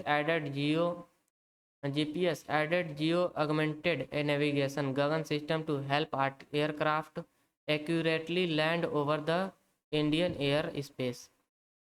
2008 में भारतीय अंतरिक्ष अनुसंधान संगठन इसरो ने जीपीएस गगन प्रणाली विकसित करने के लिए डैश के साथ अपना सहयोग शुरू किया ताकि विमानों को भारतीय हवाई क्षेत्रों में सटीक रूप से उतरने में मदद मिले। तो इसरो ने आपका कोलैबोरेट किया था एयरपोर्ट अथॉरिटी ऑफ इंडिया के साथ। ऑप्शन डी आपका करेक्ट आंसर होगा। अगला प्रश्न है आपका यहाँ से, where is Raja Ramanna Where is Raja Ramanna Center for Advanced Technology, a unit of the Department of Atomic Energy situated? परमाणु ऊर्जा विभाग की एक इकाई राजा रमन्ना उन्नत प्रौद्योगिकी केंद्र कहाँ स्थित है? तो यह स्थित है आपका इंदौर में। ऑप्शन बी आपका करेक्ट आंसर है। अगला प्रश्न है यहाँ से कि eight which place has India establish the circus reactor? Bharat ने किस स्थान पर सर्कस CIRU, अरे सर अरे भाई सर्कस नहीं है, इसका चलिए फिर से पढ़ लेते हैं इसे। Eight which place has India establish the CIRUS reactor? Bharat ने किस स्थान पर सरअस रिएक्टर स्थापित किया है? तो सरअस रिएक्टर स्थापित किया है भारत ने ट्रॉम्बे मुंबई में। ऑप्शन ए आपका करेक्ट आंसर है। अगला प्रश्न है आपका, which of the following nuclear power plant is situated in the state of Uttar Pradesh? तो उत्तर प्रदेश में आपका कौन सा परमाणु ऊर्जा संयंत्र स्थित है? तो यह आपका परमाणु संयंत्र है नरौरा का। ऑप्शन सी आपका करेक्ट आंसर है। नरौरा परमाणु संयंत्र आपका उत्तर प्रदेश में स्थित है, नरौरा में। अगला प्रश्न है कि which of the following pair of ISRO centres is incorrectly paired with its location? तो पहला आपका लिक्विड प्रोपल्सन सिस्टम सेंटर आपका तिरुवनंतपुरम केरला। दूसरा आपका यहाँ से कि विक्रम साराभाई स्पेस सेंटर तिरुवनंतपुरम केरल में। और सी आपका UR Rao satellite research Bengaluru Kerala में, केरल कर्नाटका यहाँ पर है। गलत थोड़ा टाइपिंग है तो उसको इग्नोर कीजिएगा, हिंदी में आपका सही दिया है। और डी आपका दिया है कि सतीश धवन स्पेस सेंटर चंडीगढ़ पंजाब, ये आपका इनकरेक्टली मैच है। Option D. बाकी आपके सभी सही हैं और इसका सही हैगा आपका सतीश धवन स्पेस सेंटर आपका है श्रीहरिकोटा में सिचुएटेड। अगला आपका प्रश्न यहाँ से, विच was the first commercial and marketing arm of ISRO? Bharat का और इसरो की पहली व्यावसायिक और विपणन शाखा कौन सी है? तो यह है आपका Antrix corporation limited. Option D आपका करेक्ट आंसर है। ये आपका रिपीटेड क्वेश्चन है। अगला प्रश्न है यहाँ से कि the physical research laboratory PRL which is a national research institute for space and allied space situated. तो ये भी आपका रिपीट हो गया यहाँ पर, मतलब कि 2 बार, मतलब जो आपका NTPC का एग्जाम्स था वो अलग अलग शिफ्टों में मतलब कंडक्ट कराया गया था, तो अलग अलग शिफ्ट में आपका ये पूछ दिया है प्रश्न रिपीट करके। तो इसका सही उत्तर है आपका कि यह आपका PRL स्थित है आपका अहमदाबाद में। ऑप्शन डी आपका करेक्ट आंसर है। अगला आपका जो यहाँ टॉपिक है वो है फेमस साइंटिस्ट, प्रसिद्ध वैज्ञानिक। तो पहला आपका प्रश्न क्या है कि इस चैप्टर से कि who is known as the father of India's space programme? Bharat के अंतरिक्ष कार्यक्रम के जनक के रूप में किसे जाना जाता है? तो यह है विक्रम साराभाई। विक्रम साराभाई को भारत के अंतरिक्ष कार्यक्रम के जनक के रूप में जाना जाता है। ऑप्शन सी आपका करेक्ट आंसर है। अगला प्रश्न है कि who was the first woman of Indian descent to go to space? अंतरिक्ष में जाने वाली भारतीय मूल की पहली महिला कौन थी? तो यह थी कल्पना चावला। ऑप्शन बी आपका करेक्ट आंसर होगा। अगला प्रश्न है यहाँ से, who is regarded as the father of the Indian nuclear power programme? अरे, who is regarded as the father of Indian nuclear programme? भारतीय परमाणु कार्यक्रम का जनक किसे माना जाता है? तो ये माना जाता है आपका डॉक्टर होमी जहांगीर भाभा को। ऑप्शन बी आपका करेक्ट आंसर होगा। डॉक्टर होमी जहांगीर भाभा को भारतीय परमाणु कार्यक्रम के जनक के रूप में जाना जाता है। अगला प्रश्न है आपका कि astrophysicist dash who first theorised the existence of the solar wind in 1958 become the first living individual after which NASA named a spacecraft? तो खगोल भौतिकीविद डैश जिन्होंने पहली बार 1958 ईस्वी में सौर हवा के अस्तित्व का सिद्धांत दिया था, वे पहले जीवित व्यक्ति बने जिनके नाम पर नासा ने एक अंतरिक्ष यान का नाम रखा है। तो ये थे इग्नस पार्कर। अरे इनका नाम है आपका यूजीन पार्कर। ऑप्शन ए आपका करेक्ट आंसर होगा। यूजीन पार्कर ने पहली बार 1958 में सौर हवा के अस्तित्व का सिद्धांत दिया था। अगला प्रश्न है आपका यहाँ से कि which of the following is not related to the Indian space programme. निम्नलिखित में से कौन भारतीय अंतरिक्ष कार्यक्रम से संबंधित नहीं है।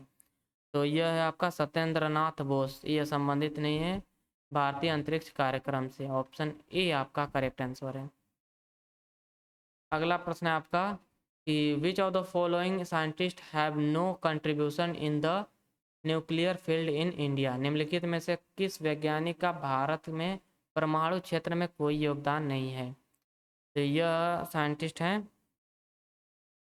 CNR राव। ऑप्शन ए आपका करेक्ट आंसर है। अगला प्रश्न है आपका कि who was the chairman of atomic energy commission at the time of India's first nuclear test at Pokhran in 1974। 1974 में पोखरण में भारत के पहले परमाणु परीक्षण के समय परमाणु ऊर्जा आयोग के अध्यक्ष कौन थे। तो इसके अध्यक्ष थे आपके होमी सेठना। ऑप्शन सी आपका करेक्ट आंसर है। होमी सेठना 1974 में पोखरण में भारत के पहले परमाणु परीक्षण के समय परमाणु ऊर्जा आयोग के अध्यक्ष थे। अगला आपका प्रश्न है कि who predicted nuclear technology is going to be the very essential and not just in the power sector but for other societal uses intended for the betterment of life. किसने भविष्यवाणी की थी कि परमाणु प्रौद्योगिकी न केवल विद्युत क्षेत्र में बल्कि जीवन की बेहतरी के लिए अन्य सामाजिक उपयोगों के लिए बहुत आवश्यक होने जा रही है। तो यह भविष्यवाणी की थी होमी जहांगीर भाभा ने। ऑप्शन ए आपका करेक्ट आंसर है। अगला प्रश्न है आपका कि who was the chairman of ISRO when Chandrayaan first was launched. तो चंद्रयान फर्स्ट जब लॉन्च हुआ था आपका, उस वक्त इसरो के चेयरमैन थे G Madhavan Nair. Option B आपका करेक्ट आंसर होगा। अगला प्रश्न है यहाँ से कि who was the founding director of BARC Mumbai. BARC Mumbai के संस्थापक निर्देशक कौन है। तो बाराक मुंबई के संस्थापक निर्देशक हैं होमी जहांगीर भाभा। ऑप्शन ए आपका करेक्ट आंसर होगा। भाभा एटॉमिक रिसर्च सेंटर इसका पूर्ण रूप पूर्ण फुल फॉर्म हो जाएगा। अब यहाँ से आपका जो आएगा वो है टॉपिक फुल फॉर्म। तो फुल फॉर्म से आपका पहला प्रश्न है कि what is the full form of inspire scheme which is one of the flagship programme of the department of science and technology DST government of India. भारत सरकार के विज्ञान प्रौद्योगिकी विभाग DST के प्रमुख कार्यक्रमों में से एक इंस्पायर योजना का पूर्ण रूप क्या है। तो इंस्पायर योजना का पूर्ण रूप है आपका innovation in science pursuit for inspired research. Option D आपका करेक्ट आंसर है। Innovation in science pursuit for inspired research. अगला आपका प्रश्न है कि the acronyms sonar stand for. Sonar का पूर्ण रूप क्या है। तो सोनार का पूर्ण रूप है आपका sound navigation and ranging. Option A आपका करेक्ट आंसर होगा, साउंड नेविगेशन एंड रेंजिंग। अगला प्रश्न है आपका कि CSIR स्टैंड फॉर। CSIR का पूर्ण रूप क्या है। तो CSIR का पूर्ण रूप है council of scientific and industrial research. Option B आपका करेक्ट आंसर है, council of scientific and industrial research CSIR का पूर्ण रूप है। अगला प्रश्न है कि what is the full form of BARC. BARC का पूर्ण रूप क्या है। तो इसका पूर्ण रूप है आपका Bhabha atomic research centre. Option C आपका करेक्ट आंसर है।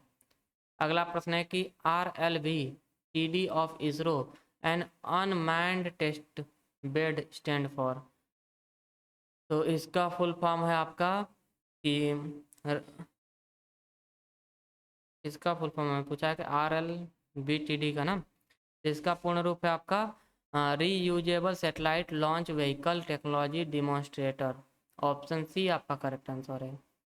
अगला प्रश्न है आपका यहाँ से कि in Aditya L1 the first Indian missile to study the sun was, what does L1 stand for. L1 का अर्थ था आपका लंगेरियन पॉइंट। ऑप्शन बी आपका करेक्ट आंसर है, लंगारियन पॉइंट 1। ऑप्शन बी आपका करेक्ट आंसर होगा। अगला प्रश्न है कि the full form of NASA is. NASA का पूर्ण रूप है आपका, तो नासा का पूर्ण रूप है national aeronautics and space administration. Option C आपका करेक्ट आंसर है। ऑप्शन सी आपका करेक्ट आंसर है, नासा का फुल फॉर्म। अगला प्रश्न है कि what is the full form of GEO. GEO का फुल फॉर्म क्या है। तो जीईओ का फुल फॉर्म है आपका geo stationary earth orbit. Option C आपका करेक्ट आंसर होगा, जियो स्टेशनरी अर्थ ऑर्बिट। अगला आपका प्रश्न है यहाँ से कि अगला जो टॉपिक है आपका विविध मिसलेनियस। तो अब यहाँ से आपका मिसलेनियस के प्रश्न है। पहला प्रश्न है मिसलेनियस का, the dash the first man, अरे the dash the first made in India peta scale super computer that was deploy at IIT Roorkee in March 2022 has a supercomputing capacity of 1.6 petaflop। Dash एक पहला made in India peta scale super computer है जिससे मार्च 2022 में IIT Roorkee में परिनियोजित किया गया था। इसकी सुपर कंप्यूटिंग क्षमता 1.66 पेंटाफ्लॉप है। तो यह है आपका परम गंगा। ऑप्शन बी आपका करेक्ट आंसर होगा। अगला प्रश्न है which of the following is in the house software of the Indian railway to tackle the problem of cattle getting run over by the train. निम्नलिखित में से कौन सा भारतीय रेलवे का इन हाउस सॉफ्टवेयर है जो रेलवे गाड़ियों से मवेशियों के कुचल जाने की समस्या से निपटने के लिए बनाया गया है। तो यह सॉफ्टवेयर, इस सॉफ्टवेयर का नाम था आपका smart event tracking system. Option A आपका करेक्ट आंसर है। स्मार्ट इवेंट ट्रैकिंग सिस्टम आपका बनाया गया था ताकि जो रेलगाड़ियों से मवेशियों को से कुछ मवेशियाँ कुचल कर मर जाते हैं उनको मतलब कि बचाने के लिए स्मार्ट इवेंट ट्रैकिंग सिस्टम आपका बनाया गया था। अगला प्रश्न आपका कि what is the name of the light combat aircraft which is designed and manufactured in India. Bharat में डिजाइन और निर्मित लाइट कॉम्बैट एयरक्राफ्ट का नाम क्या है। तो इस एयरक्राफ्ट का नाम है तेजस। ऑप्शन डी आपका करेक्ट आंसर है। अगला प्रश्न है यहाँ से identify the name of the fellowship that is launched by the department of science and technology DST government of India to recognize, encourage and support translational research by Indian nationals. भारतीय नागरिकों द्वारा translation research को मान्यता देने, प्रोत्साहित करने और समर्थन के लिए विज्ञान एवं प्रौद्योगिकी विभाग भारत सरकार द्वारा शुरू की गई फेलोशिप का नाम क्या है। तो इस फेलोशिप का नाम है Abdul Kalam technology innovation national fellowship. Option D आपका करेक्ट आंसर है। अगला प्रश्न है यहाँ से आपका कि when was the Indian national committee for space research formed. अंतरिक्ष अनुसंधान के लिए भारतीय राष्ट्रीय समिति का गठन कब किया गया था। तो इस समिति का गठन किया गया था आपका 1962 में। ऑप्शन ए आपका करेक्ट आंसर होगा।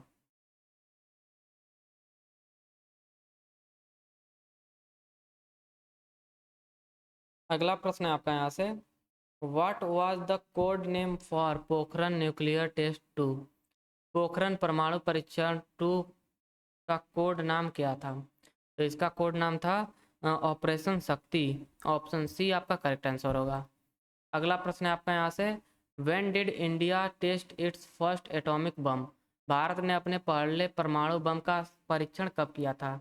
तो भारत ने अपने पहले परमाणु बम का परीक्षण किया था 1974 में, इन 1974 में। ऑप्शन डी आपका करेक्ट आंसर होगा। अगला प्रश्न है information and communication technology ICT now integrated under RMSA was launched in the year dash। सूचना और संचार प्रौद्योगिकी जो अब RMSA के अधीन एकीकृत है को वर्ष डैश में लॉन्च किया गया था। तो इसे लॉन्च किया गया था आपका वर्ष 2004 में और 2004 में। ऑप्शन डी आपका करेक्ट आंसर होगा। अगला प्रश्न है कि when was the atomic energy commission set up to supervise atomic energy activities in India. Bharat में परमाणु ऊर्जा गतिविधियों की निगरानी के लिए परमाणु ऊर्जा आयोग की स्थापना कब की गई थी? तो परमाणु ऊर्जा आयोग की स्थापना की गई थी आपका अगस्त 1948 में। ऑप्शन बी आपका करेक्ट आंसर है। अगला प्रश्न यहाँ से, which of the following nation has one of the largest domestic communication satellite system in the Asia Pacific region. निम्नलिखित में से किस देश के पास एशिया प्रशांत क्षेत्र में सबसे बड़ी घरेलू संचार उपग्रह प्रणाली है? तो यह आपका है इंडिया के पास। ऑप्शन बी आपका करेक्ट आंसर होगा। इंडिया के पास एशिया प्रशांत क्षेत्र में सबसे बड़ी घरेलू संचार उपग्रह प्रणाली है। अगला प्रश्न यहाँ से, what is the name of the robot developed by DRDO that is used for locating, handling and destroying hazards object. DRDO द्वारा विकसित रोबोट का नाम क्या है जिसका उपयोग खतरनाक वस्तुओं को सुरक्षित रूप से खोजने और नष्ट करने के लिए किया जाता है? तो इस रोबोट का नाम है आपका Daksh robot, Daksh. Option D आपका करेक्ट आंसर है। अगला प्रश्न है कि Samyukta is an electronic war program that was developed in India jointly by dash and the Indian army. Samyukta एक इलेक्ट्रॉनिक युद्ध कार्यक्रम है जिसे भारत में डैश और भारतीय सेना द्वारा संयुक्त रूप से विकसित किया गया था। तो इसे आपका विकसित किया गया था भारतीय सेना और DRDO द्वारा आपका विकसित किया गया था समयुक्ता। ऑप्शन बी आपका करेक्ट आंसर होगा। अगला प्रश्न यहाँ से कि under whose administration is the department of atomic energy. तो परमाणु ऊर्जा विभाग किसके अधीन है? तो परमाणु अधीन होता है आपका प्राइम मिनिस्टर ऑफिस के अंदर। प्राइम मिनिस्टर ऑफिस के अधीन होता है। ऑप्शन बी आपका करेक्ट आंसर होगा। प्रधानमंत्री कार्यालय के अधीन होता है आपका परमाणु ऊर्जा विभाग। ऑप्शन बी करेक्ट आंसर है। अगला प्रश्न है कि flying V a futuristic and fuel efficient airplane is developed by researchers in dash. Flying V एक भविष्य और ईंधन कुशल हवाई जहाज डैश में शोधकर्ताओं द्वारा विकसित किया गया है। तो यह आपका विकसित किया गया है नीदरलैंड में। ऑप्शन डी आपका करेक्ट आंसर है। अगला प्रश्न है यहाँ से कि what were the name of Facebook artificial intelligence robot that were shut down. Facebook के बंद किए गए आर्टिफिशियल इंटेलिजेंस रोबोट के नाम क्या थे? तो फेसबुक के बंद किए गए आर्टिफिशियल इंटेलिजेंस के नाम थे Bob and alias. Option D आपका करेक्ट आंसर होगा, बॉब एंड एलिस। अगला प्रश्न है कि what was India's first indigenously built aircraft carrier called. Bharat के पहले स्वदेश निर्मित विमान वाहक पोत का क्या नाम था? तो इसका नाम था INS विक्रांत। ऑप्शन बी आपका करेक्ट आंसर है। अगला प्रश्न है dash a mechanism used by government of India to contact citizens across India electronically via email outbound dialling and SMS messages. Dash Bharat सरकार द्वारा email outbounding dialogue and SMS संदेशों के माध्यम से इलेक्ट्रॉनिक रूप से भारत भर के नागरिकों से संपर्क करने के लिए उपयोग किया जाने वाला एक तंत्र है। तो यह तंत्र है आपका ई संपर्क। ऑप्शन डी आपका करेक्ट आंसर है। अगला प्रश्न यहाँ से परम शिवाय the first super computer assembled indigenously was installed eight dash. परम शिवाय स्वदेशी रूप से असेंबल किया गया प्रथम सुपर कंप्यूटर डैश में स्थापित किया गया था। तो यह आपका स्थापित किया गया था IIT BHU में। ऑप्शन सी आपका करेक्ट आंसर है। अगला प्रश्न यहाँ से dash is an integrated library management software developed by national informatics centre department of electronic and information technology. The application is useful for automation of in-house activities of library and to provide various online member services. Dash राष्ट्रीय सूचना विज्ञान केंद्र NIC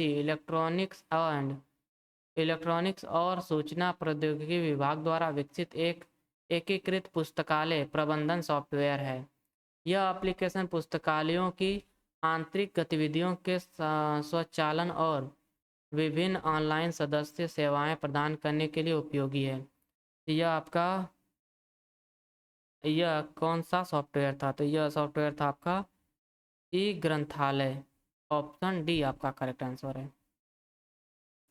अगला प्रश्न है कि which transport aircraft of Indian air force is certified to fly on blended aviation fuel. भारतीय वायुसेना का कौन सा परिवहन विमान मिश्रित विमानन ईंधन पर उड़ान भरने के लिए प्रमाणित है? तो यह आपका यान है, भारतीय यान है AN-32। ऑप्शन ए आपका करेक्ट आंसर है। अगला प्रश्न है आपका यहाँ से कि national technology day is observed every year to commemorate. राष्ट्रीय प्रौद्योगिकी दिवस प्रत्येक वर्ष डैश की स्मृति में मनाया जाता है। तो यह आपका मनाया जाता है पोखरण सेकंड की स्मृति में। ऑप्शन डी आपका करेक्ट आंसर है। अरे भाई, डी ऑप्शन आपका करेक्ट आंसर होगा। अगला प्रश्न यहाँ से कि which of the following does a bandicoot refers to. निम्नलिखित में से बैंडिकूट किससे संदर्भित है?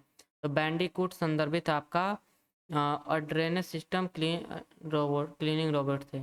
ऑप्शन ए आपका और ऑप्शन डी आपका करेक्ट आंसर है। यह एक जल निकासी की सफाई करने वाला रोबोट है, बैंडिकूट। अगला प्रश्न आपका यहाँ से कि who has produce the indigenous LCA fighter jet Tejas. स्वदेशी LCA फाइटर जेट तेजस का निर्माण किसने किया है? तो जेट तेजस का निर्माण किया है हिंदुस्तान एरोनॉटिक्स लिमिटेड ने। ऑप्शन ए आपका करेक्ट आंसर होगा। अगला प्रश्न है आपका which of the following technologies has been used by China for its artificial sun. चीन ने अपने कृत्रिम सूर्य के लिए निम्नलिखित में से किस तकनीक का उपयोग किया है? यह तकनीक है न्यूक्लियर फ्यूजन। ऑप्शन डी आपका करेक्ट आंसर है, नाभिकीय संलयन। ऑप्शन डी आपका करेक्ट आंसर होगा इस प्रश्न का। अगला प्रश्न है आपका which of the following spacecraft was used for orbiting Venus from the year 1990 to 1994। वर्ष 1990 से 1994 तक शुक्र की परिक्रमा के लिए निम्नलिखित में से किस अंतरिक्ष यान का उपयोग किया गया था? तो इस अंतरिक्ष यान का नाम था मैगलन अंतरिक्ष यान। ऑप्शन ए आपका करेक्ट आंसर होगा, मैगलन स्पेसक्राफ्ट।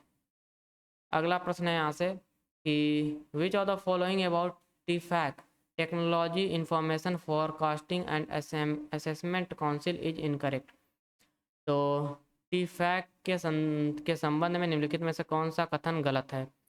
तो हमें कौन गलत कथन बताना है। तो पहला कथन आपका दिया है कि recovery in manufacturing and construction. पहला आपका गलत दिया है यहाँ पर, इनकरेक्ट स्टेटमेंट है। विनिर्माण और निर्माण के सुधार में लाने के लिए आपका TFAC का उपयोग किया। TFAC काउंसिल है तो नहीं, इसके लिए नहीं है आपका।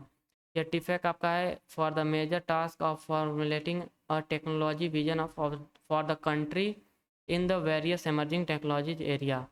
इसका मुख्य कार्य विभिन्न प्रकार के उभरते प्रौद्योगिकी क्षेत्रों में देश के लिए प्रौद्योगिक दृष्टि तैयार करना है। और ऑप्शन सी भी है कि एक प्रौद्योगिकी संचालित PDA विकसित करना है। और ऑप्शन डी कोविड-19 महामारी के बाद अर्थव्यवस्था को पुनर्जीवित करना इसका लक्ष्य है आपका TFAC का। अगला आपका प्रश्न है यहाँ से the Shanti Swarup Bhatnagar prize is annually awarded for outstanding achievement in which area. Shanti Swarup Bhatnagar वार्षिक पुरस्कार किस क्षेत्र में उत्कृष्ट उपलब्धि के लिए दिया जाता है? तो यह आपका दिया जाता है उत्कृष्ट उपलब्धि साइंस एंड टेक्नोलॉजी के फील्ड में के लिए, विज्ञान और तकनीकी के फील्ड में उत्कृष्ट उपलब्धि के लिए शांति स्वरूप भटनागर वार्षिक पुरस्कार प्रदान किया जाता है। यहाँ से आपके 237 प्रश्न समाप्त होते हैं, 237 प्रश्न। और आशा करता हूँ आपको ये वीडियो लेक्चर पसंद आया होगा। So please do like and subscribe my channel. Have a nice day.